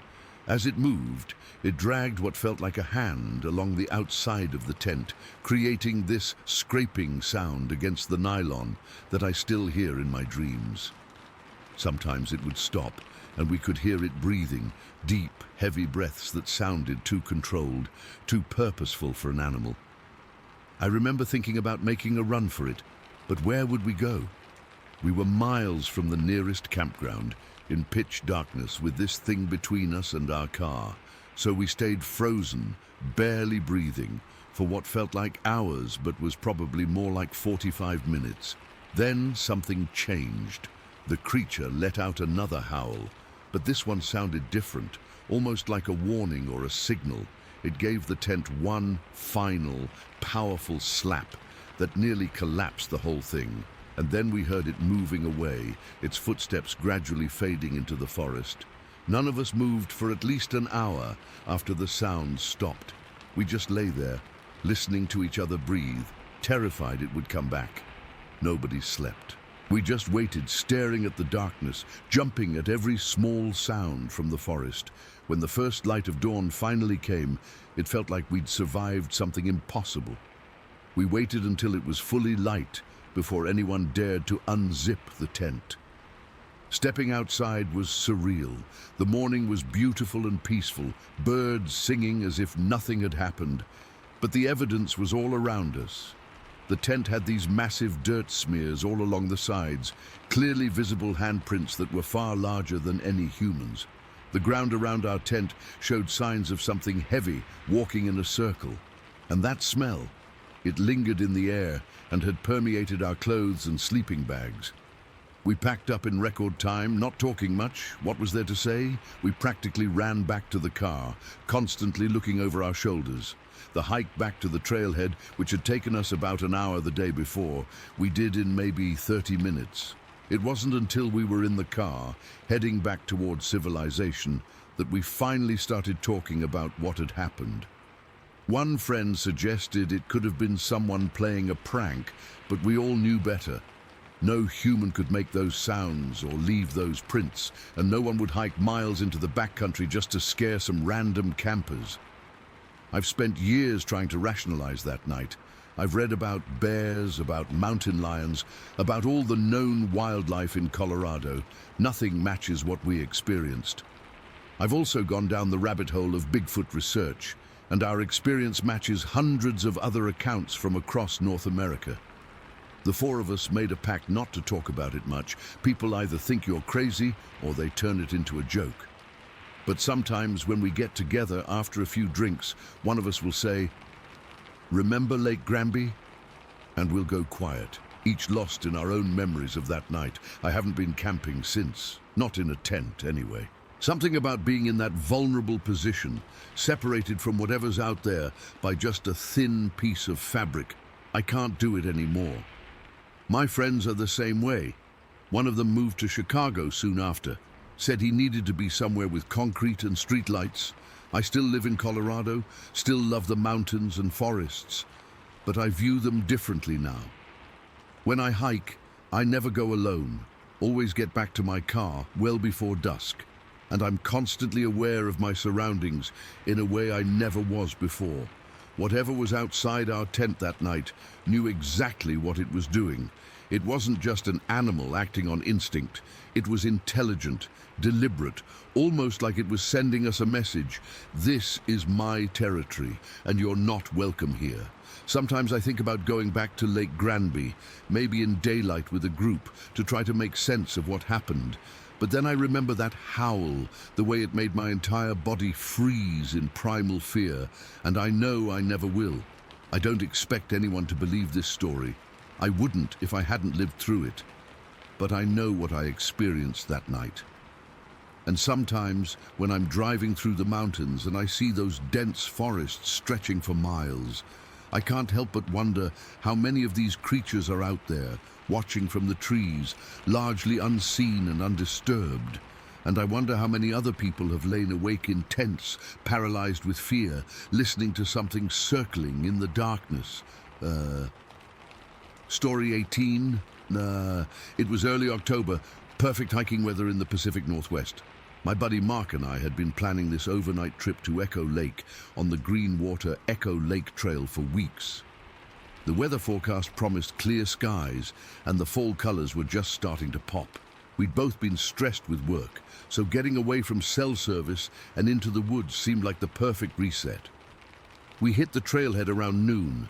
The hike itself wasn't particularly challenging, about 4 miles to the lake with moderate elevation gain. We took our time, stopping to filter water and snack on beef jerky and trail mix. The forest was quiet that day. Thinking back now, maybe too quiet. I remember commenting to Mark that we hadn't seen many animals or even heard many birds. He shrugged it off, saying they were probably just getting ready for winter. We reached Echo Lake around 4 in the afternoon. The lake was beautiful, crystal clear water reflecting the surrounding evergreens and the mountains beyond. There were a couple of established campsites, but we opted for a spot on the north edge of the lake, slightly elevated with a good view of the water. It was tucked back about 30 yards from the shoreline in a small clearing surrounded by dense forest. We set up camp efficiently, 2 separate one-person tents, a small cooking area, and hung our food bags about 100 yards from camp, standard practice in bear country. I specifically remember deciding not to put the rainfly on my tent, since the night was supposed to be clear, and I wanted to see the stars. That decision still haunts me. After dinner, dehydrated chili that tasted better than it had any right to. We built a small campfire and just talked for hours. Nothing profound, just the kind of meandering conversation that happens when you're away from screens and distractions. Around 11, we doused the fire thoroughly and turned in. I fell asleep almost immediately, exhausted from the hike and the fresh air. I remember having weird, fragmented dreams, though I can't recall the details now. What I do remember with perfect clarity is waking up at what my watch later confirmed was 1:58 in the morning. The sound that woke me wasn't subtle. It wasn't the gentle rustling of leaves or the distant call of an owl. It was heavy, deliberate stomping, the kind of footfalls that you don't just hear, but feel. Each step seemed to reverberate through the ground beneath me, like small tremors. My first groggy thought was bear, but as my mind cleared, I realized this didn't match bear behavior I was familiar with. These steps were rhythmic, purposeful, almost bipedal, and fast. Whatever it was moving quickly around our campsite, just beyond where our small clearing met the dense tree line. I could hear branches snapping and underbrush being pushed aside. Not the sound of something foraging or meandering, but something moving with intention. I lay completely still in my sleeping bag, my heart pounding so hard I was sure it was audible. My mouth went completely dry. Through the mesh ceiling of my tent, I could see the stars and the quarter moon, providing just enough illumination to make out the silhouettes of trees against the night sky. The stomping circled our camp, from the direction of the lake, around to where we'd hung our food bags, then back toward the main trail, and finally completing the circle near Mark's tent. I estimated whatever it was had to be at least 15 to 20 feet from my tent at its closest point, but it felt much closer. Then I made what might have been a mistake. I slowly reached for my hunting knife that I always keep in a sheath at the top of my sleeping bag. The nylon of my bag made the slightest whisper of sound as I moved. Everything stopped. The stomping ceased instantly. The forest went completely silent. No more breaking branches, no rustling underbrush, nothing. The silence was somehow worse than the stomping. At least with the movement, I knew where the thing was. Now, I had no idea if it had left or if it was standing perfectly still, listening, watching. I don't know how long I lay there, knife clutched in my sweating hand, barely breathing. It felt like hours, but was probably 20 or 30 minutes. The whole time, I couldn't shake the overwhelming sensation of being observed. You know that feeling when someone's staring at you and you can just tell, even without seeing them? Multiply that by 100, and that's what I felt. I strained my eyes trying to see through the mesh of my tent into the darkness beyond. With no rainfly, only the thin canvas and mesh separated me from whatever was out there. I kept thinking I saw movement at the edge of the tree line, a shadow shifting, something tall moving between trees. But it was impossible to be sure in the dim moonlight. It could have been my eyes playing tricks, my mind creating monsters from ordinary shadows. Eventually, my exhaustion won out over my terror. I must have dozed off sometime around 4 in the morning. Though it wasn't restful sleep, I kept jerking awake at the slightest sound, real or imagined. When morning finally came, I waited until I could clearly see sunlight filtering through the trees before unzipping my tent. Mark was already up, boiling water for coffee on our small stove. I must have looked as bad as I felt because his first words were, "Dude, you look like shit. Bad night?" I asked if he'd heard anything during the night. His face changed immediately, growing serious. "Yeah, actually, around 2 in the morning. Heavy footsteps, right? I thought it was you getting up to take a leak at first, but then I realized they were coming from outside the campsite." We compared notes as we drank our coffee, both describing the same phenomena. Heavy, ground-shaking footsteps circling our camp, the sudden silence, the feeling of being watched. Mark said he'd fallen back asleep relatively quickly, missing my prolonged vigil. He'd also had his rainfly on, which I think made him feel more secure than I did in my mesh-top tent. After breakfast, we decided to investigate. Both of us had been backpacking long enough to know what bear signs look like: disturbed brush, distinctive paw prints, torn bark on trees, scat. We found none of that. What we did find was more puzzling. About 30 feet from my tent, where I'd heard the loudest stomping, there was a section where the undergrowth was clearly trampled. Ferns and small plants were crushed, and several branches on the surrounding bushes were broken. These weren't small twigs either, but branches an inch or so thick, snapped clean through at about 7 feet off the ground. What we didn't find were any clear tracks. The ground was mostly covered in pine needles and forest debris, not ideal for showing footprints.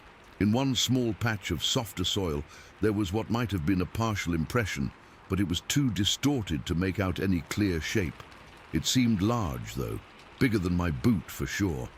Our food bags were untouched, still hanging exactly where we'd left them.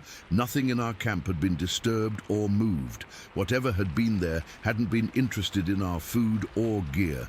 We packed up quickly after that. Neither of us said it out loud, but I could tell we both wanted to get back to civilization. The 4-mile hike out felt twice as long as the hike in. We kept looking over our shoulders, startling at normal forest sounds. I noticed Mark had taken his bear spray out of his pack and was carrying it in his hand the whole way back. When we reached the trailhead, I felt a relief so intense it was almost physical. We tossed our packs in my truck and didn't say much on the drive home. What was there to say? We'd both experienced something we couldn't explain. I've been replaying that night in my head ever since. I've researched bear behavior, elk, moose, any large animal that might be in that area. Nothing matches what we heard and felt. The rhythmic bipedal nature of the footsteps, the way it circled our camp, the immediate response when it heard me move. A few people I've told have suggested it might have been another hiker playing a prank, but that makes no sense. No one would be stomping around a campsite at 2 in the morning in October, miles from the nearest road. And the footsteps were too heavy, too powerful to be human. Others have mentioned Sasquatch or Bigfoot. We've always scoffed at those stories. I'm not saying that's what it was. I honestly don't know what to think. But I will say this. There was something intelligent out there that night. Something that was aware of us, curious about us, maybe even assessing us. I still go hiking, but I haven't been back to Echo Lake. I don't think I ever will, and I always use my tent rainfly now, even on clear nights. That thin extra layer wouldn't really protect me from anything, but at least I wouldn't have to stare into the darkness, wondering if something is staring back. Sometimes at night, When I'm on the edge of sleep, I swear I can feel the vibrations of those footsteps again. And in those moments, I'm absolutely certain that whatever was watching us that night is still out there in those woods, waiting.